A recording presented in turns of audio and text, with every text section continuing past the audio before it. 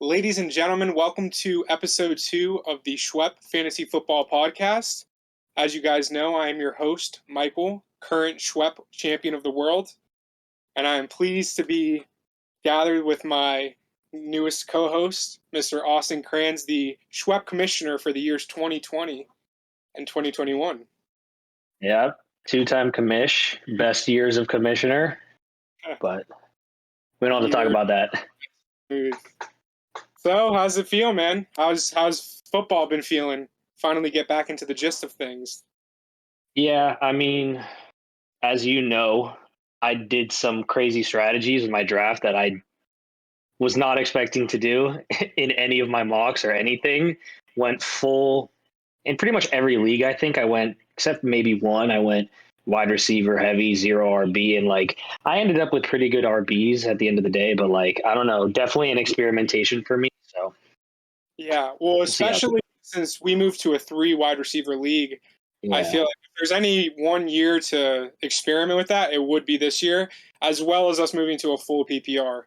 So I think it was the perfect at least experiment with it. And you were one of the highest scoring teams this week, so even though you did lose part of the spoilers, but I mean, everything should go back to how it was, you know? Yeah, that's just the way it is sometimes. Matchups are really, really key in fantasy. And one of the things that you just kind of learn along the way is that no matter how well you perform it, you could just face a super mega team and just get absolutely obliterated, be top second in scoring, and it's you're taking an L. So the amount of times we've checked end of season playoffs and the team who's the wild card, they have the least scored against them, like Daniel or me last year, and then we make that to that. At the end of the day, you do all this stuff, but there's so much luck involved with the sport that it's just can't really do anything about it, you know? Yeah, there's a funny little phrase or quote that says, yeah, you could do as much research as humanly possible, look up all the statistics, and at the end of the day, your girlfriend or your mom is going to win the championship. So exactly. Shout out to yours, V and Liz. Yeah, exactly. Exact scenario. All right, so I think we should get right into it. Let's do a bit of a week 1 recap. I think I'd start off by just saying some significant injuries that happened fantasy-wise. So the first one, this one hurts me a lot. Mr. Elijah Mitchell, the 49ers running back. As we all know, running backs go to the Niners and they die. I thought he was going to have some great potential. He had some really good weeks last year, even though he was getting dinged up.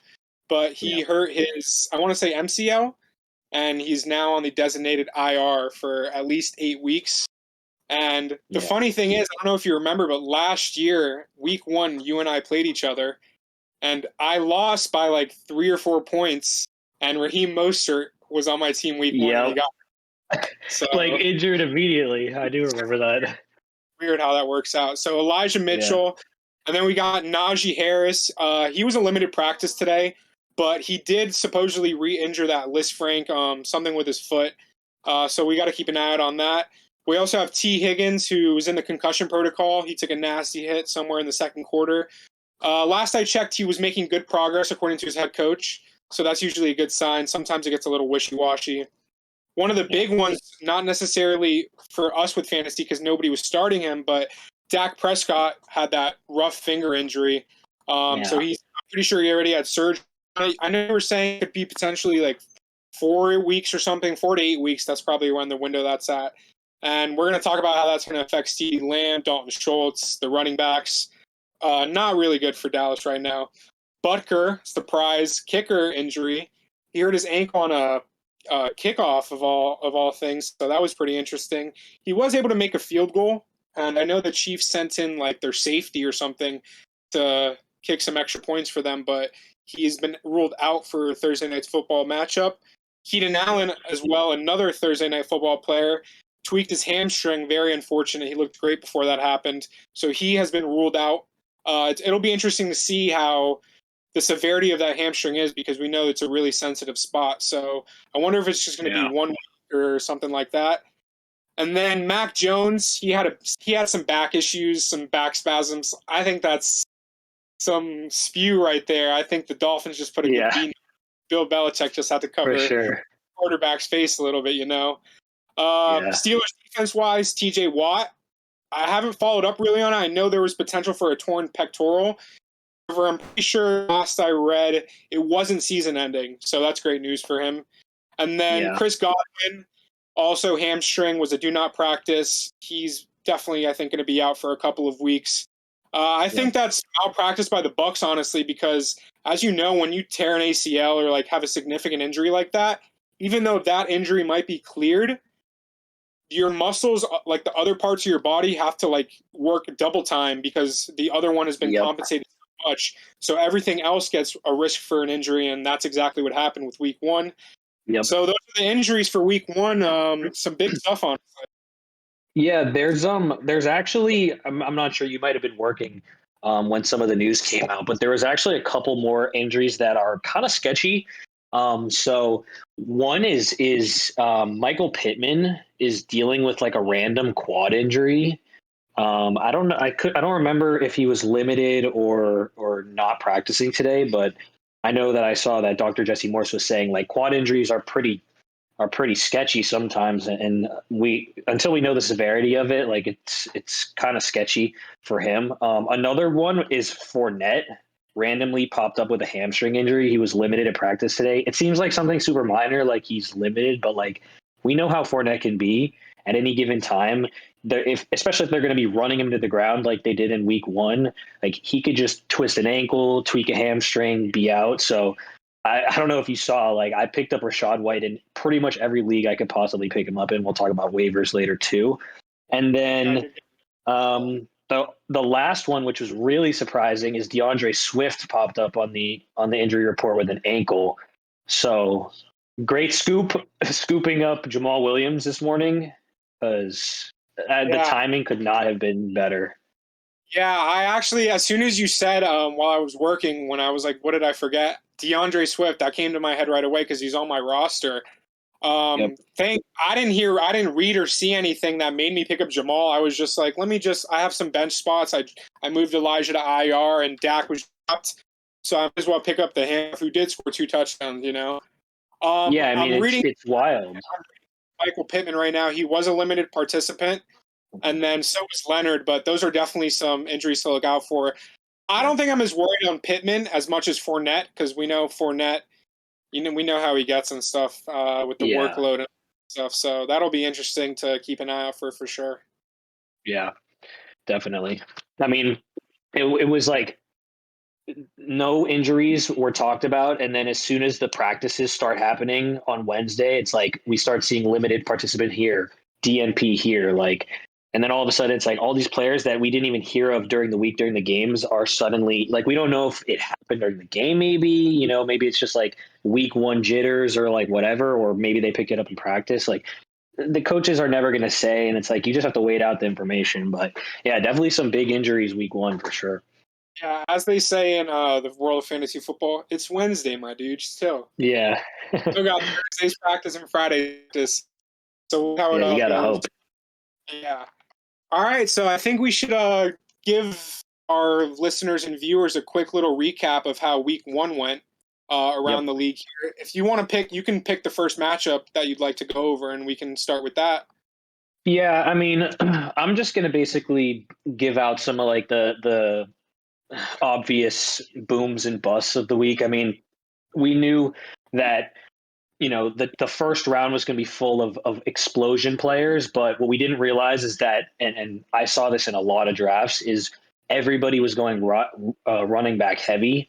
And it seems that if you picked wide receivers in the first and second round, even into that third round with like the Pittmans, AJ Browns, Debo Samuels, like you hit big, because J. Jeff, I mean, he went for like 9 for 184 and 2 touchdowns. AJ Brown in his first game had like 10 receptions for 150 yards. Up went crazy on the Thursday night football game. Diggs went crazy. I mean, the Bills went crazy overall. There was a couple busts in like Seidy Lamb, which, I mean, the Cowboys just look awful. Maybe that was just, Week 1 issues, but now with Dak out, like he maybe fed the ball, but as long as Dak's gone, like his targets are not going to be important. They're not going to be moving the ball much. I don't know. I'm kind of sketched out about Seidy Lamb. Like he's maybe a flex option for now, but I don't know. And then another big bust surprise was Allen Robinson. Like we saw basically Matt Stafford throw the ball to nobody except for Cooper Kupp, which personally I think was probably just the Rams getting back up to speed after, winning the championship and the offseason and everything. And maybe Matt Stafford just, I don't know, wasn't on the same page with Allen Robinson. He looked fine. He ran great routes. The route tree for him was kind of trash, but like he ran them all right, and he got on his catch or on his targets, he got catches. So I don't know. I think he's a candidate for sure for a bounce back week this week, but yeah. And then in terms of running backs, I mean, we knew the running backs that were going to be crazy. I mean, Jonathan Taylor just went absolutely nuclear. He's going to go nuclear every single week if he's getting close to 30 touches.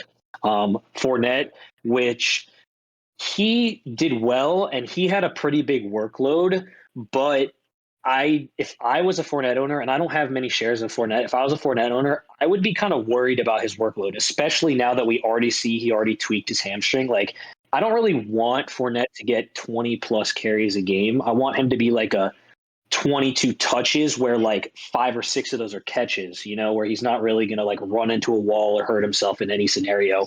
And then Javonte, he played incredible. I mean, he got out touched by Melvin, or he got less handoffs than Melvin, but he actually led all Broncos in targets with 12, which is unbelievable. He was getting screens left and right out of the backfield. And if you're a Javonte owner, you are probably happy as hell, because as the season goes on, I mean, he's only going to get more touches and he's going to take work from Melvin as Melvin gets worn down, and he's still going to be catching out of the backfield. Like, you have to be happy with that. Unlike the bust side, I mean, kind of surprising. CMC, I mean, he's not really a bust. Their offense didn't look that great. I mean, his workload was still unbelievable. Like, it just makes no sense that they're still feeding him as much as they are with his injuries. He got, I don't know, like 15 points in full PPR, something like that, which is solid. I mean, it's not what you want out of CMC. You want like the 25, 30s, but like 15 can help you win your week. And I watched that whole game. I watched the whole Cleveland Carolina game, and Carolina was awful. So they were horrible. I'd be happy with 15 points from McCaffrey after the game that they had like a late push at the end with some crazy plays, but the CMC got into the end zone. I think Baker will figure it out and feed him a bit more.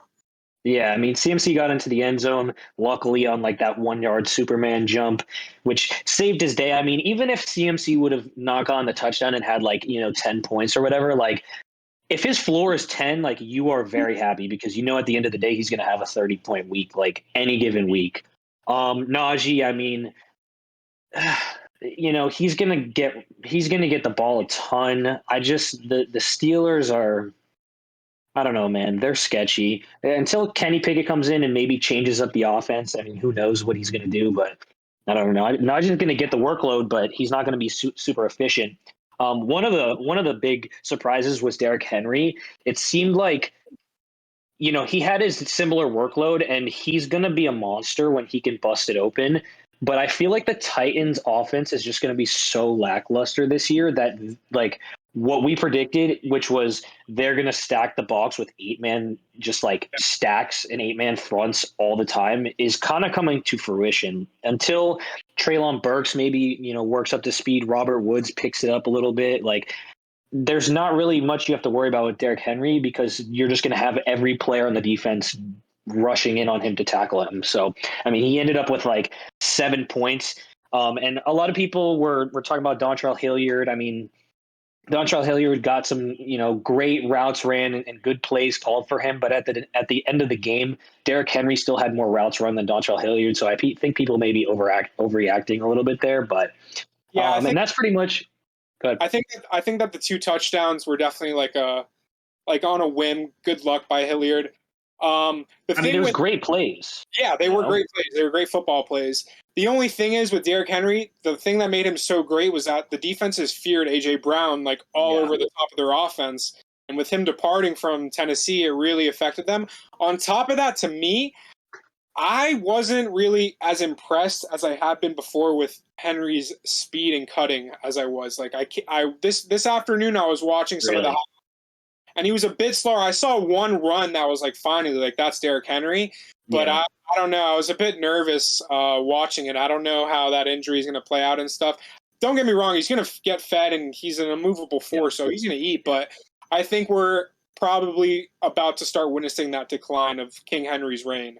You know what's interesting about that is that I forget who it was, but they were talking about Derrick Henry last year, and they posted some clips from certain games, and like he's a monster and he's a great running back, but there were just some plays where his awareness would just not be there. He wouldn't have the vision to see a hole and burst through it. He would just run into the defense and just get tackled for no reason. It's very interesting that you bring that up because as he gets older, he's going to have less of that true just like raw talent to be able to break out even if somebody tackles him at the line of scrimmage and just bust out because he's so strong. Like as he gets older towards 29, 30, 31, like his body's going to break down on him. He's a freak of nature, but everybody has those limits.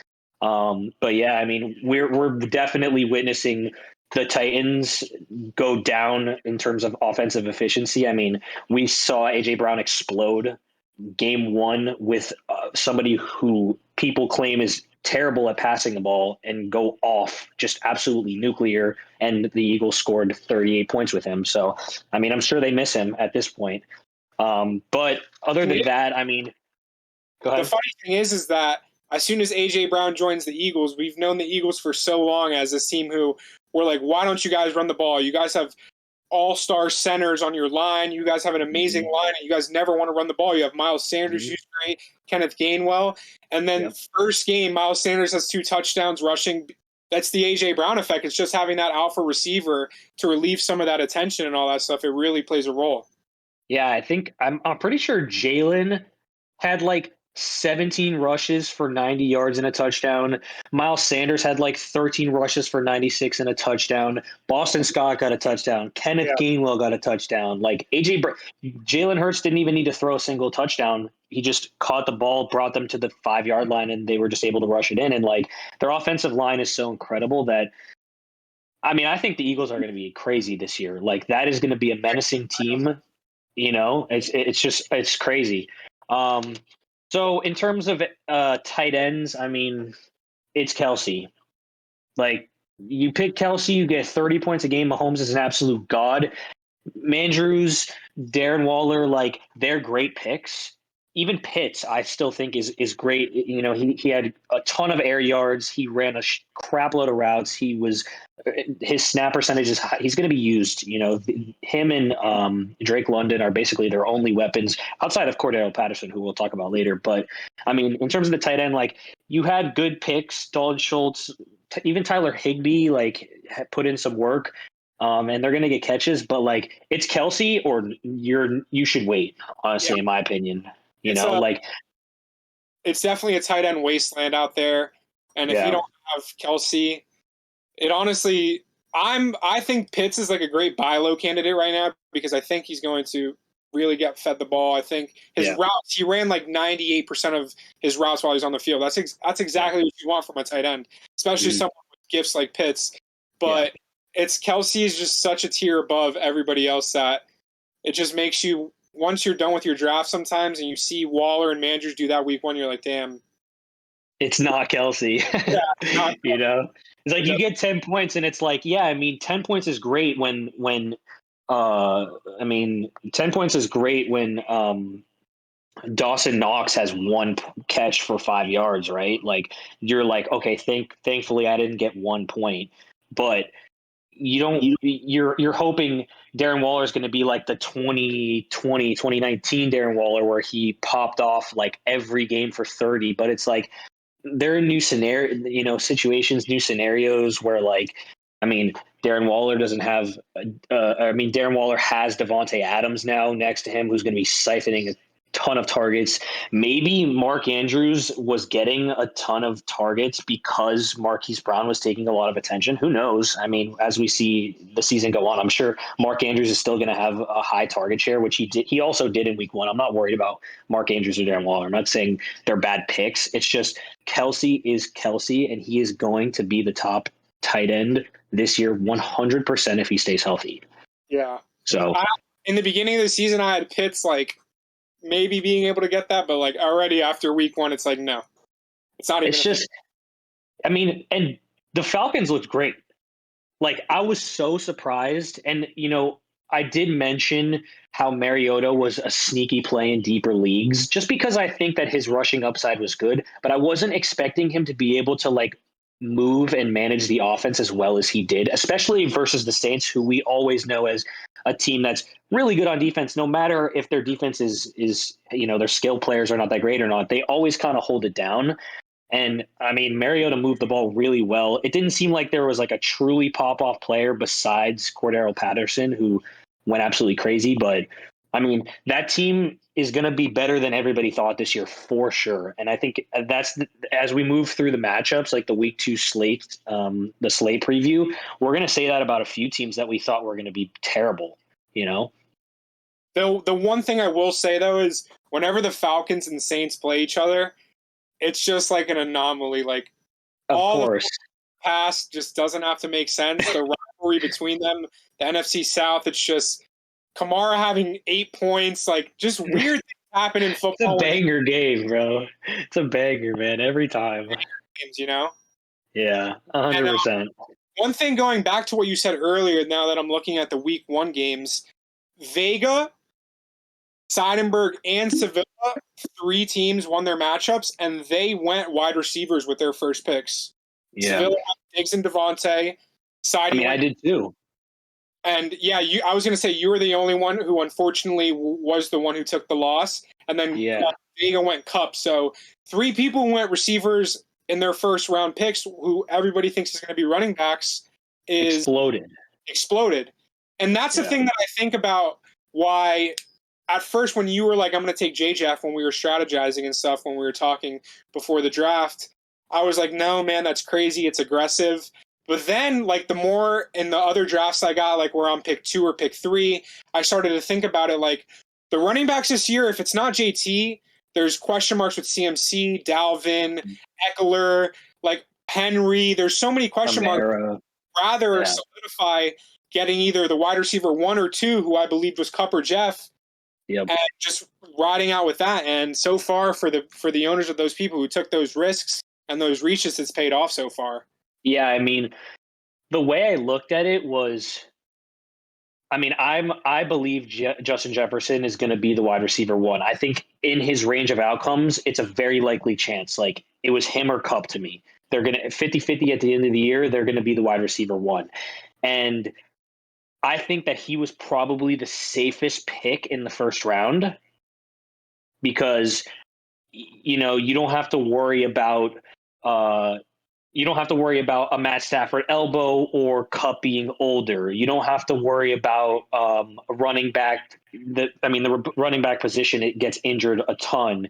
You don't have to worry about, except for Jonathan Taylor, but still Jonathan Taylor, it's the risk at that position's very, very high. You don't have to worry about T. Higgins taking some of your volume. You don't have to. There's a ton of things for Justin Jefferson where he doesn't have another wide receiver that's on the side of him. Their offense is going to be crazy. They brought in a new offensive coordinator who is going to feed him the ball. We know is going to feed him the ball. And we saw in week 1 fed him the ball in.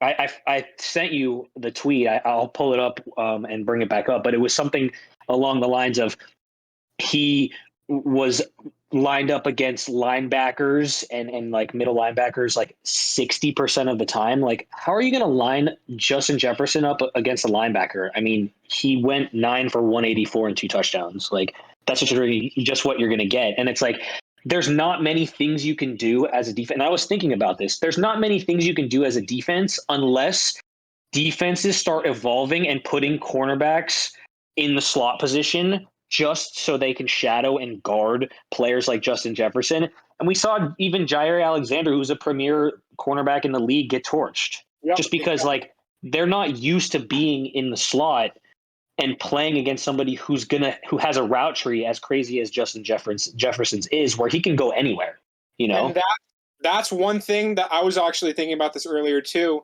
not with Justin Jefferson, but I think that it's to a receiver's advantage nowadays, growing up in high school and stuff and like growing your game, to really not be comfortable just being that wide receiver on the sidelines or something like that. Because you can essentially be unguardable if the corners aren't going to, if the defense isn't going to adjust its landscape in football on defense, then you can take advantage of all over the field routes because these linebackers just don't have the physical attributes to guard some of these routes. And that's one thing that I saw and why I'm pretty high on Jahan Dotson is because Gary is that outside receiver. That's where he's the most comfortable running his routes. Jahan, he can go to the slot, the outside, or anything like that, and the routes are there, and you can take advantage of those linebackers, just like Kupp is doing, just like J. Jeff is doing. And that's why Kupp was he was an unstoppable force last year. Yeah. And that's why I had J. Jeff as my number one receiver because the receivers coach went to the Vikings as their new OC from the Rams. And with J. Jeff and Kupp, it's essentially 1A, 1B. He's like, all right, I'm going to have a field day with this guy, you know? Yeah, and it's not only that. It's like Kupp is dominating in the slot. So if you put someone like Justin Jefferson in the slot, he's going to dominate the slot, but he also works outside as an X receiver. Like you put him on a go or a slant or a post and you just send him, like he's going to beat his man off the line every time. You know what I'm saying? And it's like every time in this scenario, when I say every time for Justin Jefferson, it's almost not an exaggeration. Like he is almost beating his matchup across the line from him every single time. It's just about Kirk having the time to throw him the ball or him being the read or whatever it may be. So, I mean, when I was listening to the radio this morning, they're already saying like, give him his Hall of Fame jacket. And it's just crazy because he's in year 3 and he's doing these things that are just non-comprehensible. And it's just wild to see from a receiver. Yeah. I mean, he had, and this was something that I had Justin Jefferson last year. He was very high on my list. At the end of the second round, it was like a no-brainer for me. But he had 1,600 yards in his second year. And we hadn't seen a receiver hit 1,600 yards for years before that, since when Julio and AB were going crazy and hitting 1,800 yards. And then Kupp came in, and now Kupp hit 1,900 yards in the slot. It's like we're getting back to that wide receiver offensive prowess where I think that we really, with the 17th game and these kids just becoming so crazy out of college, like we're going to see a 2,000-yard season, no doubt, 100%. I also think it's that the football offense in general is GMs and stuff are starting to realize like the bell cow workhorses in running backs is like a dead wave. Like the movement is flying very fast. Henry, Cook, like, they're still there.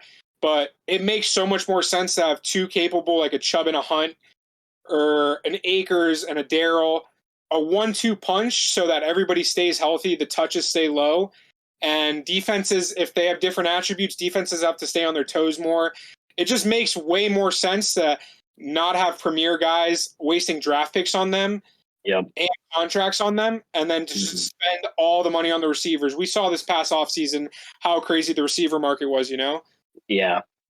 Yeah. And I mean, even like to that point, like Christian Kirk was a premier receiver and everybody made a joke out of it. And in week 1, he popped off, like he's a valuable asset. So it's just about how they use them. I mean, we're definitely going to see the league move toward, I mean, everybody says it, we're in a passing league now. And it just becomes more and more true every year, especially with situations like Zeke getting paid $90 million. And, now they have Tony Pollard. And what happens if they wouldn't have drafted CeeDee Lamb? Like they would be dog awful at wide receiver. Yeah, like they are so blessed. And when they made that pick, everybody was like, why are they picking a wide receiver? They have so many wide receiver weapons. But now look at it. If they didn't pick CeeDee Lamb, they would be the worst wide receiver core in the league. Yeah, they'd be rough. And Dak would not be happy. It would have just been bad. So they made a really good decision with that. Yeah. I think that we should get into the week 2 NFL slate. Yep. Let's start with a Thursday night football game tomorrow. Very excited for this matchup between the Chiefs and the Los Angeles Chargers. Yep. At the quarterback position, Herbert, Mahomes. Nothing really to say about them. Mahomes had 6 touchdowns or 5 touchdowns, something like that last week. They just had they ran a clinic on the Cardinals. Once we get to that Arizona matchup, their pass defense is awful. I was horrified by that. I'm really, really worried about that. But Herbert and Mahomes smash spots this week. Put them in your lineup. You're starting them, don't you think? Yeah, I mean, look, these are arguably top 3 picks. And now that week 1 is passed, like I think quarterback in our league is kind of OP. Like I'm already in my head advocating for a 4-point passing touchdown next year because Mahomes absolutely slapped my shit up for 45 points, mega massive banger in week 1. Like, and it's just unbelievable that he goes out there and they don't run the ball. He passes to his running back. He does shovel passes, which don't count as a run; they count as a pass. So he's getting passing touchdowns on those. So, I mean, there's a 100%, or not 100%, but there's a 99% chance that Mahomes could end up the 1 this year at quarterback. Like, absolutely. I didn't think it was possible with them losing Tyreek Hill, but he's a god, man. And that team is just unbelievably well coached. All around, their culture is incredible. They just have great work ethic, and their play calling is just crazy. It's just set up for Mahomes to thrive. Yeah, and going on to what you were saying about the quarterbacks being a little OP, I had the same exact thought because I went against Vega. He has Lamar. Lamar, I kid you not, had like 4 points at halftime. Like, was having the worst half of his career versus the New York Jets. I'm like, all right, even though the Bills D went off on me, even though Kupp went nuclear, I still have a chance at this. Took 2 touchdowns and a bunch of rushing yards. Lamar ends up the game with 30 points from these 6-point touchdowns. It's kind of crazy. Bro, it's the same with Kyler. Kyler got 2 late touchdowns. I'm not even joking you. I was just watching Red Zone. I'm like, I'm not gonna pay attention to Kyler's points. I'm not gonna look at my matchup because I know he has like 8 right now. And then you scream, oh my God, Kyler to Marquise touchdown. I'm like, oh my God, thank God he at least broke like 15. And then I see a Red Zone update. He threw like a garbage time touchdown to Zach Ertz. I'm like, bro, what? Check the matchup. He has like 25. Exactly. Bro, he had the worst game ever. Yeah, I know. Like, why is he scoring 25, bro? Crazy. In my Hollywood league, we actually vote. It was like a big debate right before the draft, 6 or 4 point, and I was the deciding vote, and I voted on 4. And I did lose week 1 in that league, but honestly, it just feels more balanced. Yeah, for sure. I mean, it feels like more balanced. So I'm already off week 1. I'm leaning towards that 4-point threshold. I mean, when Justin Jefferson goes 9 for 184 and 2 touchdowns, which he may not repeat that for the rest of the year. If he does, that would be ridiculous. And he gets 44 points and Mahomes has more than him. Granted, he threw 5 touchdowns. Like, that's a lot. But like, bro, how many times does a receiver catch 9 balls for 184 yards and 2 touchdowns? Like, that should be the highest scoring player of the or of the week. You know what I'm saying? Like, it doesn't happen. Quarterbacks throw 4 or 5 touchdowns a game, sometimes a lot, especially these premier quarterbacks like Josh Allen and Herbert and all of them. You know what I'm saying? Like, they could hit 4 or 5 touchdowns every week. But Justin Jefferson's not going to have 9 for 184 and 2 every week. I mean, maybe if he does, like, shit. Those touchdowns hold the most value. They hold the most weight. Exactly. And if the passing game is getting easier for everybody, and that's what the league is shifting towards, and quarterbacks are doing it way more, then it should have been involved with everything. Yeah, exactly. You know, like, so I mean, that and Herbert. I mean, Herbert's unbelievable. There's this clip of him on Twitter circulating where he literally threw a ball with absolutely no arc on it in the most belligerently perfect spot. Makes absolutely no sense. Dimed up his receiver. It's just crazy. He's a god. Like, you start him, you start Mahomes. You don't think about it for the entire year. When your bye comes, you even start them on their bye. Like, and then running backs for this matchup, really only 2 that are going to be fantasy relevant for us. We have Austin Eckler, and then we have Clyde Edwards-Helaire. Clyde Edwards-Helaire, huge surprise to me. I was off of him simply because he's scarred me in multiple leagues, almost 2 years in a row now, and I was just not on him, especially with Tyreek leaving the offense and stuff. But honestly, the more I think about it, the more targets it opens up. And he to me, he looks a little slimmer. He looked a little quicker. Yeah. And I was very surprised that he had the week he had. I have him as my RB20 this week. So I like the play this week for Clyde. I mean, here's the thing with Clyde. He came in, his rookie year was not up to par.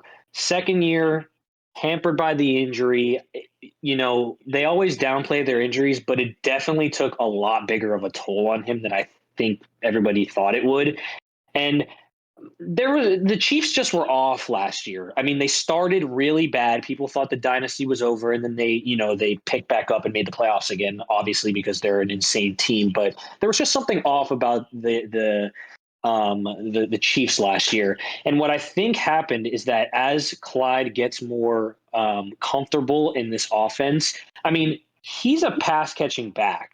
Like, he's going to be used so much out of the backfield. And when Mahomes said this is a wide receiver by committee, like, he probably meant Clyde in there as well. At the end of the day, like, Mahomes is going to look to throw to his running back if he can as well. Like, he's a throwing quarterback. He's going to try and get the ball downfield however he can. So, I mean, I love Clyde. I have him in another league. I don't have him in this league. I wish I picked him up in this league when I went, wide receiver or RB0, but yeah, I mean, he did incredible. Do I think he's going to get 2 touchdowns every week? No, but he definitely has touchdown a week upside, and he's going to get the bulk of the work there. And Isaiah Pacheco, people are saying, oh, Isaiah Pacheco got 13 carries, whatever, but they were up like 50 or whatever it was, 40 before the half, and Isaiah Pacheco came in when Clyde was already done with the game. So I'm not worried. I mean, I think Clyde is going to be a banger. The other thing is with Eckler, to switch over to the Chargers.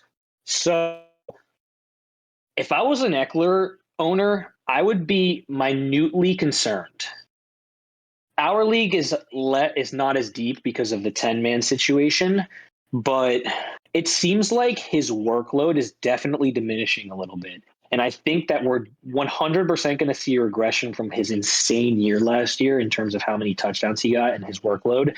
Just because, I mean, he came off a crazy injury. He's getting older, and I'm sure they don't want to run him into the ground, as we were saying, we're moving to not bell cow running back. So I'm not worried about Eckler in the short term, but if he throws up a couple more duds and his workload isn't what it was last year, like, I would be sketched out for sure.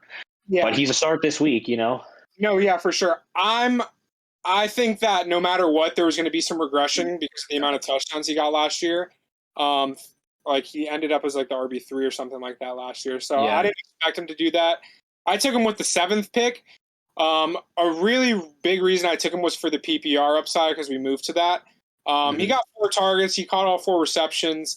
I also just thought it was a really weird game. The Vegas Chargers game, it was really weird offensively for both sides, especially for the Chargers. But I think versus Kansas City, it should be a pretty good play, and I think it'll be good. And I mean, he's a pass catching back. He's gonna get work for sure. So. And then receiver wise, obviously Keenan Allen's out, so that boosts Mike Williams up a lot. We hope. I hope so. That was week 1. All these no-name receivers were like, "Who's that? Is that Mike Williams? It's got to be him." Nope. Joshua Palmer, 2 touchdowns. DeAndre Carter. Yeah. And Vega actually picked up Joshua Palmer off free agency this past afternoon, and I believe he will be starting him in week 2. So that's an interesting one. And then we got Juju and MVS. Juju had a pretty good game. MVS, nothing really special. He got like 4 targets, but Juju, honestly, I think he will have a decent role. I think Sevilla can manage with him if they have perfect games like they did against Arizona, but I don't know how I feel about him long-term, really. Well, I'll probably give you a little tidbit here that may make you a little bit more bullish on Juju shares. So Juju ended up with, I want to say, is it 6 catches? Let's see. He ended up with 8 targets, 6 catches for 79 yards, and I'm pretty sure that was all his production was in the first half.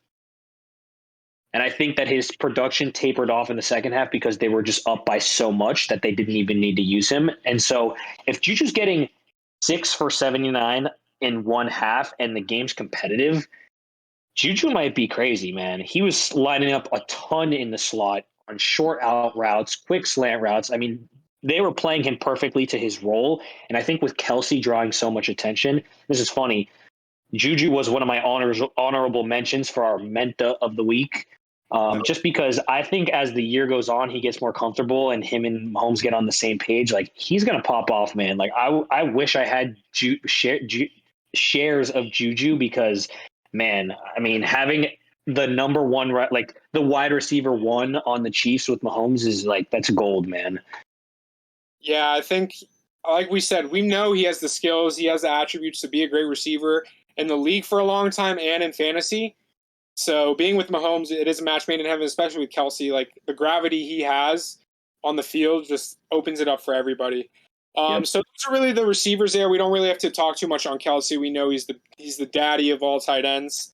Mm-hmm. So we'll switch to another game. I think the next game on the slate we'll talk about is the Miami Dolphins versus the Baltimore Ravens. Home team. Yep, our home team, as you know. Go we Fins. are nation over here. Go Fins. Tua, I don't think anybody's going to be starting him in a 10-man league. He looks solid, but fantasy-wise, I don't think it's a thing. But Lamar, obviously, he's a must-start. Yeah. However, last year we did see Lamar struggle immensely. We just sent the blitz at him every play, and it really had an effect on him. I have a feeling that he'll be able to adjust because that's what great players do. But I do have him as a top 5 quarterback play this week, so I think Lamar's a smash spot. Interesting. I'm not sure I rank him in my top 5. I think he's just outside the top 5, mainly because the Dolphins defense, and this is no bias, but the Dolphins defense is very solid. And we saw a really slow start with the Dolphins defense last year, and then it picked up insanely in terms of just gel and the team knowing each other and then playing well together. And some of our younger stars, kind of like Javon Holland and Jalen Phillips, kind of cut their production picking up and ramping near the end of the year. And when Mike McDaniel came in, he didn't touch a single thing on the defense. He said, the defense, its coaches, the way it works, the way it's ran, it worked. It was working well at the end of the year. I'm going to bring in my offensive talent, and we're going to leave the defense. And it showed in week 1. I mean, the defense went absolutely nuts. We haven't seen a Dolphins defense in week 1 get a defensive touchdown, and I can't even tell you how long. Like, they were on point. They sacked Mac Jones a ton. We got the defensive touchdown. We had an interception. Xavier Howard looks like the best cornerback in the league. He looks absolutely locked down. I don't know if that's him just going up against Devontae Parker, who's dust, but he looked absolutely locked down. You cannot target him. So I'm a little worried about Lamar, personally. I don't think he's going to do terrible. I think that he can do terrible. It's definitely a possible outcome. And I'm starting him wherever I have him because it's Lamar Jackson. He could literally go crazy. And it's the Dolphins, like the Dolphins could be dog. But, at the end of the day, I don't have him in my top 5, and I don't know. We'll see. We'll see what happens. I hope he doesn't do well because I want the Dolphins to win. So, yeah. And then over to the running back side, only 3 really. It should be 2, but Dobbins actually supposedly was a full participant in practice today, which is a huge sign. So we'll see how that goes. But I'm not really starting any Ravens running backs. Lamar's the main rusher there. Yeah. We thought Mike Davis was going to be the one. He got like 2 touches, and Kenyon Drake got like 12 of them, 13 of them. So I'm just honestly avoiding that backfield until I get some clarity. I love the talent on Dobbins. I just don't see anything good working out really there for a while. And then on the Dolphins side, Chase Edmonds, I know you were pretty high on him this offseason.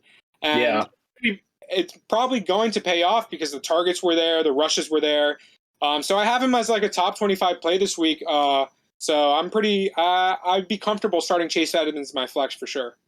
Yeah, I mean, look, Dobbins,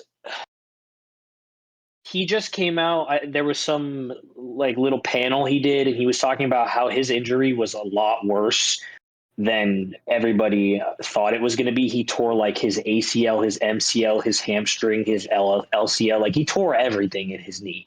He ripped his shit apart. And he's had a long time to recover, but those types of injuries, just first year back. We even saw Saquon, who is like just an absolute specimen, come back from the ACL, and he was okay, but he just wasn't his self. They don't have that confidence, even if their knee is perfectly fine and they running on it. It's all about the mindset, and so I don't know. Until Dobbins proves it to me, it's just a no-go for me, especially in that backfield. I mean, I dropped Kenyon Drake in pretty much every league. I thought he was going to be a solid pickup, but it's just too muddy back there. I mean, they played the Jets and they couldn't get it going, so whatever. But Chase Edmonds, I mean, over 60% of the snap, snap share, I mean, he had a ton of passes out of the backfield.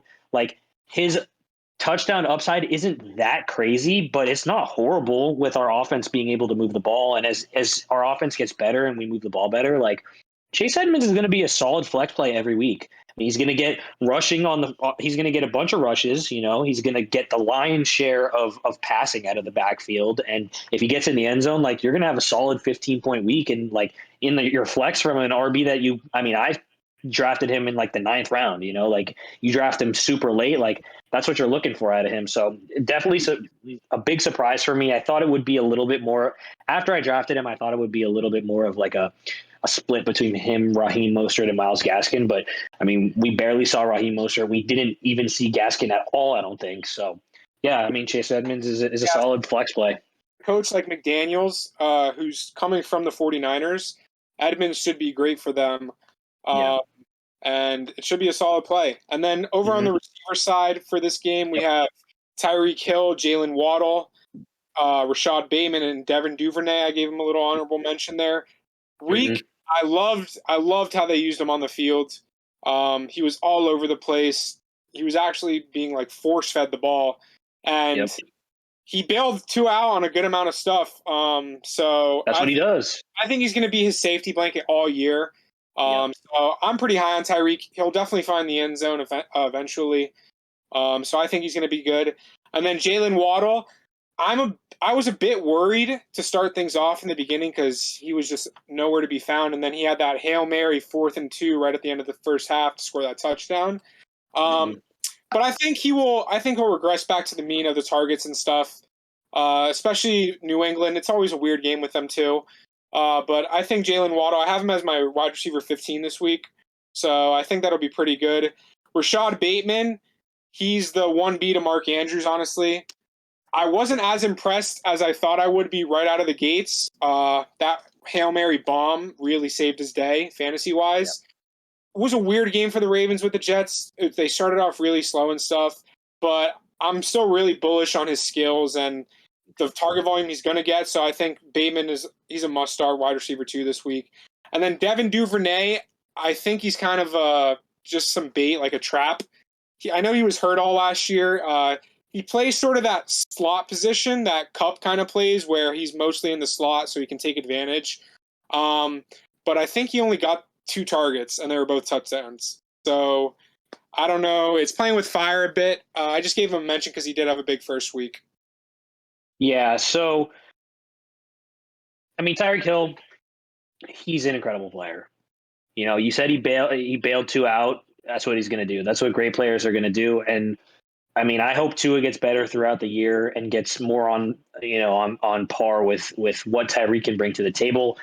He's a start every week. I think that's probably surprising to a lot of people. I know I was a lot higher on Tyreek than a lot of people were. I mean, he fell all the way to the end of the second, and his ADP was end of the second, beginning of the third, which to me was too late. I mean, he's a superstar. He's a speedy wide receiver, so I think he's going to do solid. Jalen Waddle, he didn't see a target or a catch or anything for a long time, and it really sketched me out. And then he started to get a couple more targets, and he's very efficient with his targets. Took the one to the crib, which is awesome. But I think that the quad injury he was nursing, they were being a little bit cautious with him, and he was probably being cautious with it as well. So I think I agree with you. I think he regresses more towards a mean of like 6, 7, 8 targets a week or whatever. I mean, I think the Dolphins are going to pass the ball a lot more. So we'll see how that is. Devin Duvernay, it's hilarious because I forget who it was. I think it was Ray, our boy, Raekwon. He sent a meme in the chat that was like, after week 1, a player who's 20% owned is going to go for like 8 for 102 touchdowns and then do absolutely nothing for the rest of the year. And like that's Devin Duvernay could be that exact thing. He had 4 targets. He caught all of them for 54 yards and 2 touchdowns. I mean, last year, Mark Andrews and Marquise Brown had the highest target share among a wide receiver duo, in the entire league. I think it was like 57% or something. So if Duvernay is lucky. Maybe, it won't be a high target share combined between Rashad Bateman and Mark Andrews. And maybe some of that will float over to Duvernay, and maybe he will be a solid flex play. But at the end of the day, I mean, Bateman is a better talent and Mark Andrews is a god. So that's just how it's going to be. Bateman, solid play every week. I was really high on him. His talent is too good for him to end up being trash. I mean, I hope he doesn't bust, but I'm high on the talent. I think he has elite skills to go up and get the ball if he's thrown on deep routes. I mean, the touchdown to him he was 5 miles behind the defense. So yeah, that game's going to be fun to watch. Go Dolphins. Yep. And then tight end wise, Mandrews, we don't have to really touch up on him. Mike Gesicki, if he's on your team, drop him. Drop him. 100%. I don't know what happened. He was Pick up Durham Smythe, bro. Smythe is just that guy in Miami now. So go Dolphins. That'll be a good game to watch. Hopefully we can go 2-0 there. Next one. This should be a quick run through. Pretty stinky game. Jets versus the Browns. Quarterback wise, I don't think we have to touch on it. Nobody's touching Brisket or Mr. Joe Flacco. Can't believe he's still in the league. Running back wise, on the Browns side, we do have Kareem Hunt and Nick Chubb. Kareem Hunt, 2 touchdowns last week. Living legend, man. He continues to just feast on those dump offs and stuff. So I have him as a top 20 RB this week, easily playable. Nick Chubb, he is just absolutely amazing. I love watching him run the ball. It sucks that Kareem Hunt is there, and I get the reason he is there, GM wise and running backs and all that stuff. It's really smart, but I would just love to see Nick Chubb just get 35. Go absolutely monstrous. To see him run all over people. Yeah, for sure. He's just great. So those running backs are for sure great. And then on the Jets side, we have Breece Hall and Breesy, and then Michael Carter. I'm not starting either of them. They're over the 30 range for me. Really? Yeah. Like I have Breece at 36 and Michael Carter at 34 this week, their rankings. So I'm not too high on them. Interesting. I think it's just something that has to play out more in that backfield. I mean, so I don't know. I think that if you're strapped, Michael Carter could be a very solid flex play. He saw, I don't know how many targets it was, a ton of targets out of the backfield. I want to say like 10 or something, but he caught like 6 balls and he had a bunch of rushes on the ground and he saw the lion's share of work there. And I think that as long as Flacco is at quarterback, I mean, we're going to see him throw the ball to the running back a lot. Like he's going to be a dump down king because their offensive line is banged up. He's not going to have any time. They have elite wide receivers, but who knows if they're going to be able to do anything. I mean, that organization is trash. Their play calling is trash. Their team is trash. Fuck the Jets. But I mean, I think we're going to see Flacco throw the ball out of the backfield a ton. He loves throwing it to the running back. And I think as the year progresses, we may see Breece Hall pick up more of the workload than Michael Carter. But Michael Carter is just a very good football player. Yeah, great football player, shit fantasy player. So I have him in the tier with like James Robinson this week, Ramondre and Damian Harris, all those type of guys where it's like it's kind of you could play. And don't get me wrong, you in can play in a bigger lineup in the flex. So that's those range of players I have him on really. And then running back wise, we know the Browns, and we just went over the Jets, and then receivers. Only really 2 receivers, I think, who are fantasy relevant here on one on each side of the ball, Elijah Moore and Amari Cooper. Yeah, I would agree. I mean, Amari Cooper, he looked really solid. Brisket is god-awful. It's going to be hard for him to get Amari Cooper the ball, but he was destroying the cornerbacks he was going up against pretty much all day. He drew a bunch of offensive or defensive pass interferences. His talent is solid. He's not the most amazing receiver in the world of like what everybody thought he was, but I mean he's a solid flex play in my opinion. I think Elijah Moore is probably a better flex play than Amari Cooper, just because when Flacco plays with Elijah Moore, he throws the ball to Elijah Moore, and Elijah Moore didn't have a great day, but he saw a decent amount of targets, and he actually had a touchdown called back because of offensive pass interference. So I mean, I like him as a solid flex play if you need to, but both of them are, they're out. In our 10-man league, it's going to be tough to play players like that with the talent as deep as it is in the league. And I agree with you perfectly because I have Elijah like 4 or 5 spots ahead of Amari, so I think that we value them exactly the same. Yep. Moving on from that stinky game, we have the Washington Commanders versus the Detroit Lions, the Hard Knocks team of the year so far. Quarterback-wise, we got Wentz and Goff. Nothing really much to say on them. Wentz, he's going to throw the ball a lot, but fantasy-wise, I don't think we really need to touch on them. In a 10-man league, it's going to be, I mean, it may be a solid play if you had Dak Prescott as your quarterback, filling in for somebody on injury. And Wentz had a great week last week, but it was versus the Jaguars. And, week one's always a weird week. So I wouldn't expect Carson Wentz to have 35 points or whatever the hell it was every week. But I mean, he's not a horrible play if you need to stream a quarterback. If you have an injury or whatever, Goff is unplayable 100%. That's a really good point. If you lost Dak or something like that, Wentz is like probably one of those plays that I'm picking up using my waiver prior if I needed to. Yeah. And then running back wise, on Detroit side of the ball, we have DeAndre Swift and Jamal Williams. We just talked about them really on the injury report. Swift is an absolute monster. He looked incredible last week. The runs, just everything, the passing, it's everything I thought he was going to be. That's why I was so excited to get him in the second round. So I think if he stays healthy, he's going to have a monster year. And Jamal Williams is going to be that guy he looks like he's going to be the guy in the red zone. I don't know but it's interesting because Jamal Williams was the guy in the red zone, but that's because literally on the drives that Jamal Williams got touchdowns, DeAndre Swift broke off like 50-yard runs. Like, he's going to obviously come out of the game because he's tired. And I think across an entire year where like they're getting to the red zone in a way that's not DeAndre Swift literally going 70 yards to the 1-yard line, like DeAndre Swift is going to get more red zone touches than Jamal Williams, in my opinion. At least I think so. I mean, I don't know why they wouldn't. He looks unstoppable with their line. So, and then on the walk side of the ball, all we really have is Antonio Gibson. He had a stellar week. I was super down on him all off season, and then the stuff that happened with Brian Robinson.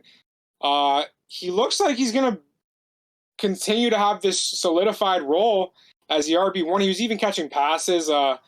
I guess Wentz might have a soft spot for him, so Kyle got really lucky with him. He made a really good job.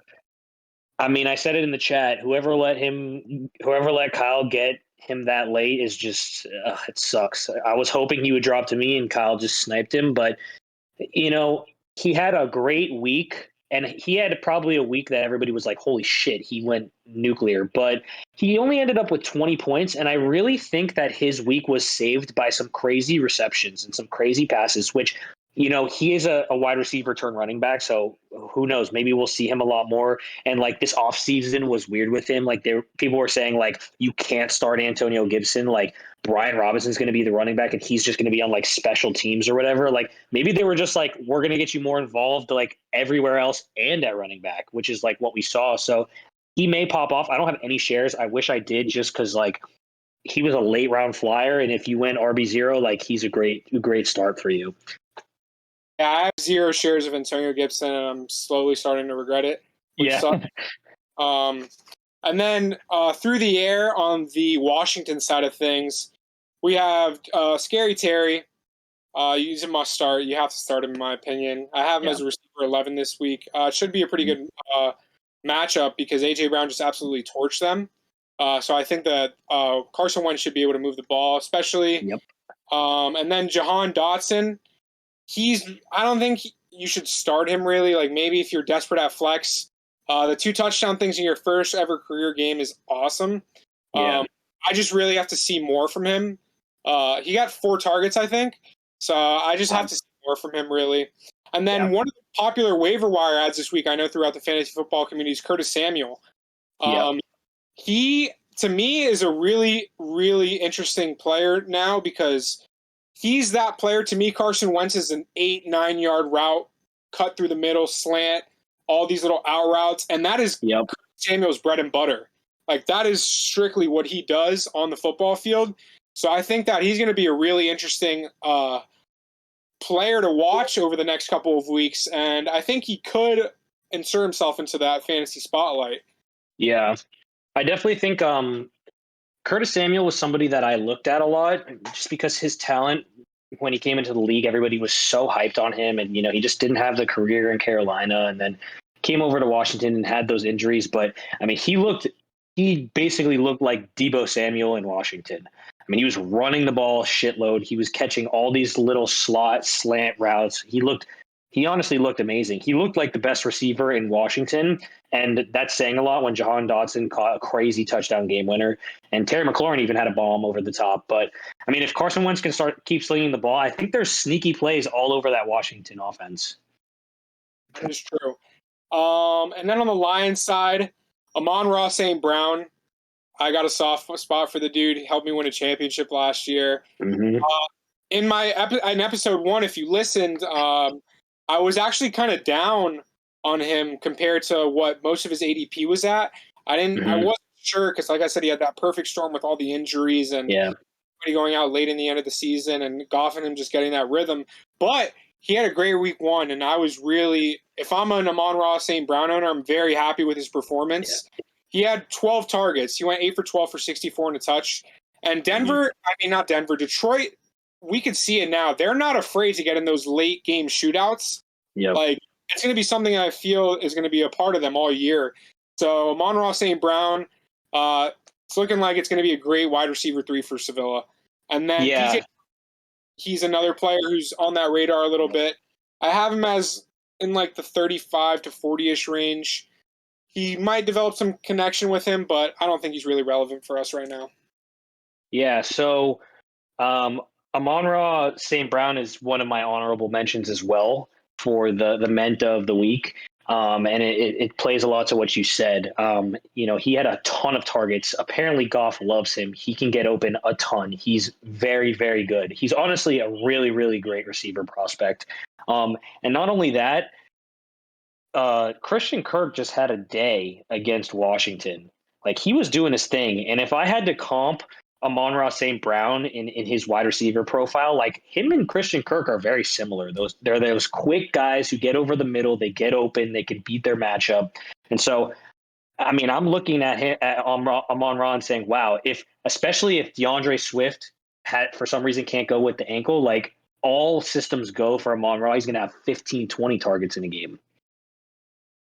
And then tight end wise, really the only one you're looking at is TJ Hawkinson.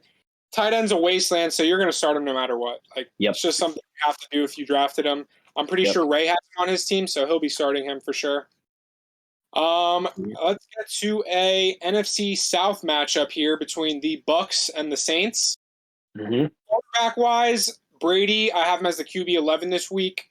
So I don't know if anybody has him in our league starting. I don't think so. Yeah, I think he's on somebody's bench, if I'm not 100% wrong on that. So Brady and then Jameis, I don't think you're starting him at all. Those in our 6-point league where everybody prioritizes quarterbacks, I think that's just something that we don't really have to touch on. Then running back wise, it's for sure interesting, the Leonard Fournette injury. The more I think about it now, I want to say that Fournette injury happened on like one of the last plays of the game, which is why there wasn't much traction on it over the weekend, waiver wire wise, and that's why Rachaad White wasn't probably added in a ton of leagues. And the announcers, they're not going to mention it at all. If it's like towards the end, they could just care about storylines and stuff. So if it happened in the beginning, they would juice it and milk it. So that's going to be really interesting to see how it plays out. The Saints, Cordell was really able to eat on them. So I still think Leonard's, even if he is a little dinged up, if he does play, I still have him as a top 15 back just because of the shares that he gets and the targets he gets. Kamara, I know he's dealing with a rib injury right now. I'm a bit concerned as a Kamara owner. I only have him in one league, but Taysom Hill, he's a guy who's going to be a guy for them. So he worries me a bit. And then Jameis, we know he's a pass-happy guy. doesn't really look to dump off. He's a gunslinger. So I still have Kamara. He's my RB9 this week. It's a tough matchup for them. So hopefully he can get something going. Yeah, I mean, I'm in the same boat as you. I mean, if Lenny goes, you're playing him, but you just hope that he doesn't have the workload that he did last week, and he stays up to par. If he can stay healthy, he's gonna eat. Like that's just how it is. The Bucs are good. Kamara really sketches me. Like I would be worried about playing him, honestly. He did Really? not look good at all. He has he has banged up ribs. I mean, there's probably the thought of the suspension looming, even though reports say that it's not going to happen this year. Like the Saints didn't look like they really wanted to use him because of the whole situation. I don't know. Maybe something's going on there. Taysom Hill, he doesn't necessarily worry me. He only had 4 carries, and obviously one of them was like that bomb for whatever amount and a touchdown. But he is going to be used. And Yeah, he was annoying last year and the year before that, and so he's going to be annoying this year. So, yeah, I'm worried about Kamara, but you got to play him. You got to play him until he deems you can't play him. sure. With the draft stock that you did on Yep, him, exactly. it's something you have to do. I only have one share of him in my biggest money league. God, am I regretting take? I should have gone Cup Swift like every time Yep, I play over right now. yep, It's just Kamara, that flashy name and stuff. We've seen what he's done, so yep, I have to worry some more. It's going to be a big game for him. And for then sure. on the wide receiver side of things, on the Bucs side, we have Mike Evans and Julio Jones. That's really it that we all have to talk about on them. Mike Evans, I love him, especially with Godwin going out again. Brady absolutely loves him. I have him as a top 10 play this week automatically. It should be a little interesting defensive wise. He might get some tough coverages. I know he struggled in the past versus the Saints a little bit, especially with Godwin leaving now. But Julio being there changes everything. So I love Mike Evans this week. And then Julio Jones, his usage looked great in Yeah. week. I'm still not. I know Vega's fully sold on him because he has him on his team, so he's a bit biased. I'm not sold on him yet. I still have him in that 25-ish receiver range to where I have him comfortable as a flex. So I'm not fully sold on him yet, but I still think he's Julio Jones and Brady. Maybe that old guy chemistry connection could just get things going for him. Yeah. Mike Evans is actually tending to a calf issue right now. And he was limited in practice, which is interesting. That's another injury that we kind of glazed over. But I mean, Julio's going to eat this week, man. Julio's going to eat with Godwin out, and I don't know if he's going to be sustainable for the whole year, but he's going to eat while he's healthy, and he's going to look good. Mike Evans, if he plays through his injuries, and he scores touchdowns through his injuries. So if he plays, you're playing him. He's a top player. He's a top receiver every week. He has the chance to go for 30. And then on the New Orleans side of the ball, we have Michael Thomas, Jarvis Landry, Chris Olave. Olave, I'm not really going to mention because nobody's starting him in any of our leagues, and a 10-man really. Michael Thomas, he absolutely burned me last week. I lost by 3 points in a league. I had Elijah and T in my lineup. Both went out in the first quarter. I only lost by 3 points. But I'm not sold on Michael Thomas at all. I think week 1 was an absolute fluke. I don't think he's going to be doing that all year. I was trying to, in the middle of work today, I was trying to watch some of his stuff because I know I did want to talk on him.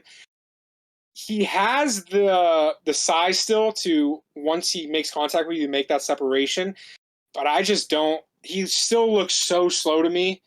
And I just don't see him maintaining that 20, 25-point game that he had week 1.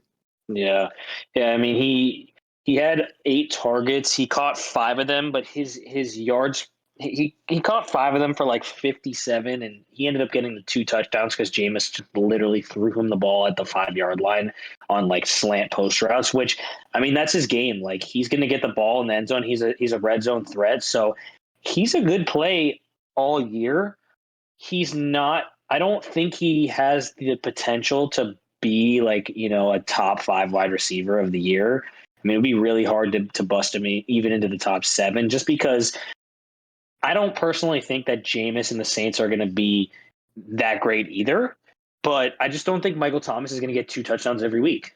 You know, he's going to get it. He could get a touchdown here and there, and he's going to have a decent amount of red zone targets. But like you said, I mean, that ankle injury nagged him for 2+ years, and like he's 29 now. Like he's getting slower. His cuts are worse. He rounds off his routes because he's like compensating. I don't know.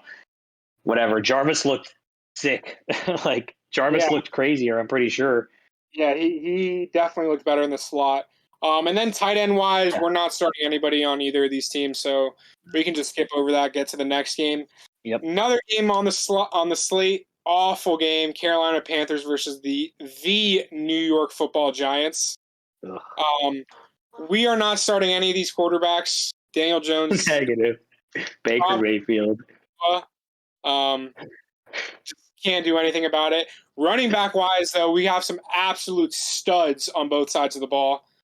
We have young white Jesus Christian McCaffrey, and then on the other side we've got Saquon Barkley, the monster.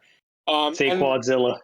Yeah, they just had some insane weeks. So I have CMC as my RB1 this week, and I have Saquon as my RB3 this week. So I'm super high on both of them. Okay. Interesting.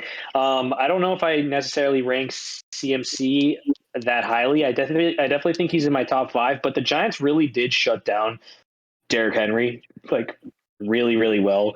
Like again, they stacked the box because their offensive passing is the Titans' passing game is horrible, and Carolina's isn't that much better. They have much better skill players, but they did not look good. CMC is a better pass catcher, so he's going to be out of the backfield a lot. He's going to get you 15 points every week, in my opinion. Saquon, congratulations if you drafted him. He's going to be a top 5 or top 3 pick this year, 100%. Yeah. Like, he is a top 5 draft pick, no doubt in my mind. He went 194 and a touchdown. Like, what is that?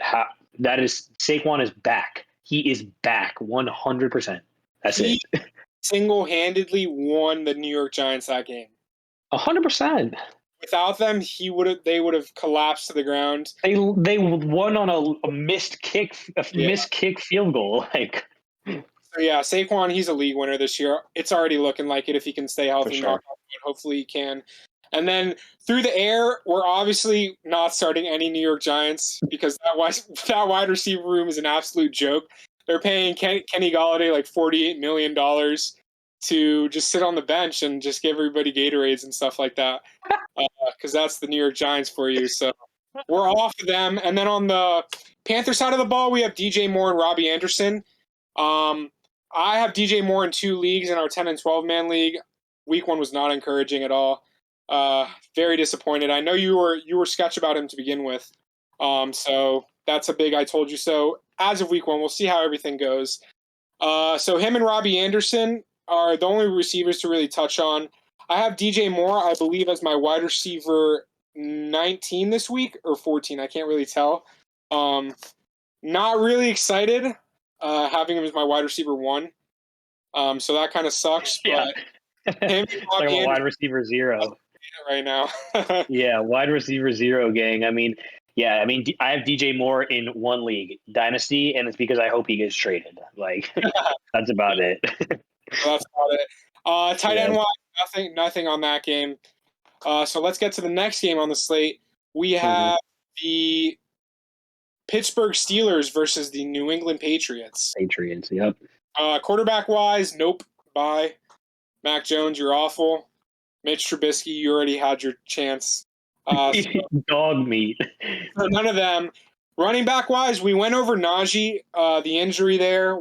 I think he's for sure downplaying it. Like 100%. right at the gate, he's like, "Oh, I'm good. I'm playing this week."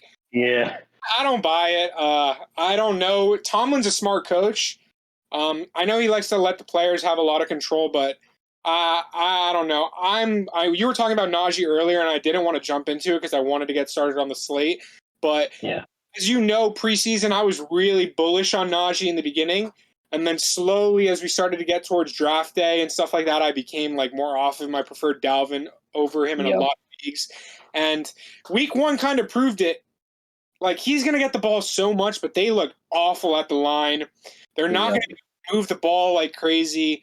So they're really, I believe they're just going to stack the box towards with him. So I don't even have him. I have him as my RB16 this week. So if you're paying that draft round 1 stock for him, the arrow's got to be pointing down right now. You're not really too happy on that. Yeah, I mean, he had 59% snap share compared to like 100% every game last year. Not to mention he was injured. He had the Liz Frank in the offseason and then comes in and re-injures his Liz Frank. Or if he didn't re-injure his Liz Frank, he injured the other foot. Like, that does not bode well, and he's definitely downplaying it. He was limited in practice, but he's young, and he's going to be like, fuck that, I'm playing, you know? And he's going to go out there and play, and if he injures his foot even more, like, it's terrible. But, yeah, the Steelers in the run game are going to be god-awful this year. And he doesn't have Big Ben dumping the ball to him 150 times a game anymore. Like, Mitch Trubisky is not afraid to fucking toss the ball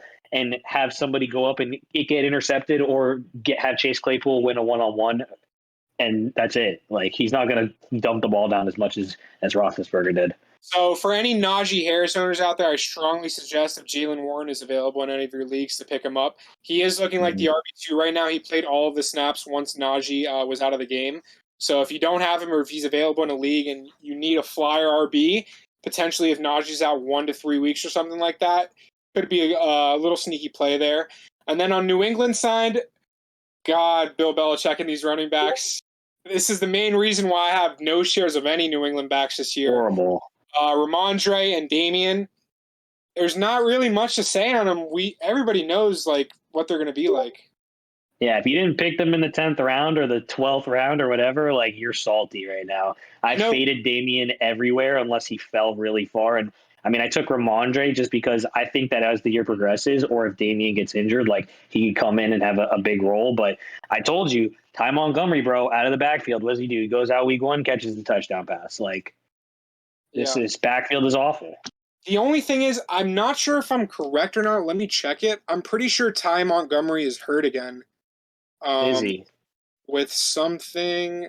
Yes, he is actually on IR. They placed him on injured reserve this morning for a knee injury that he's been dealing with since preseason.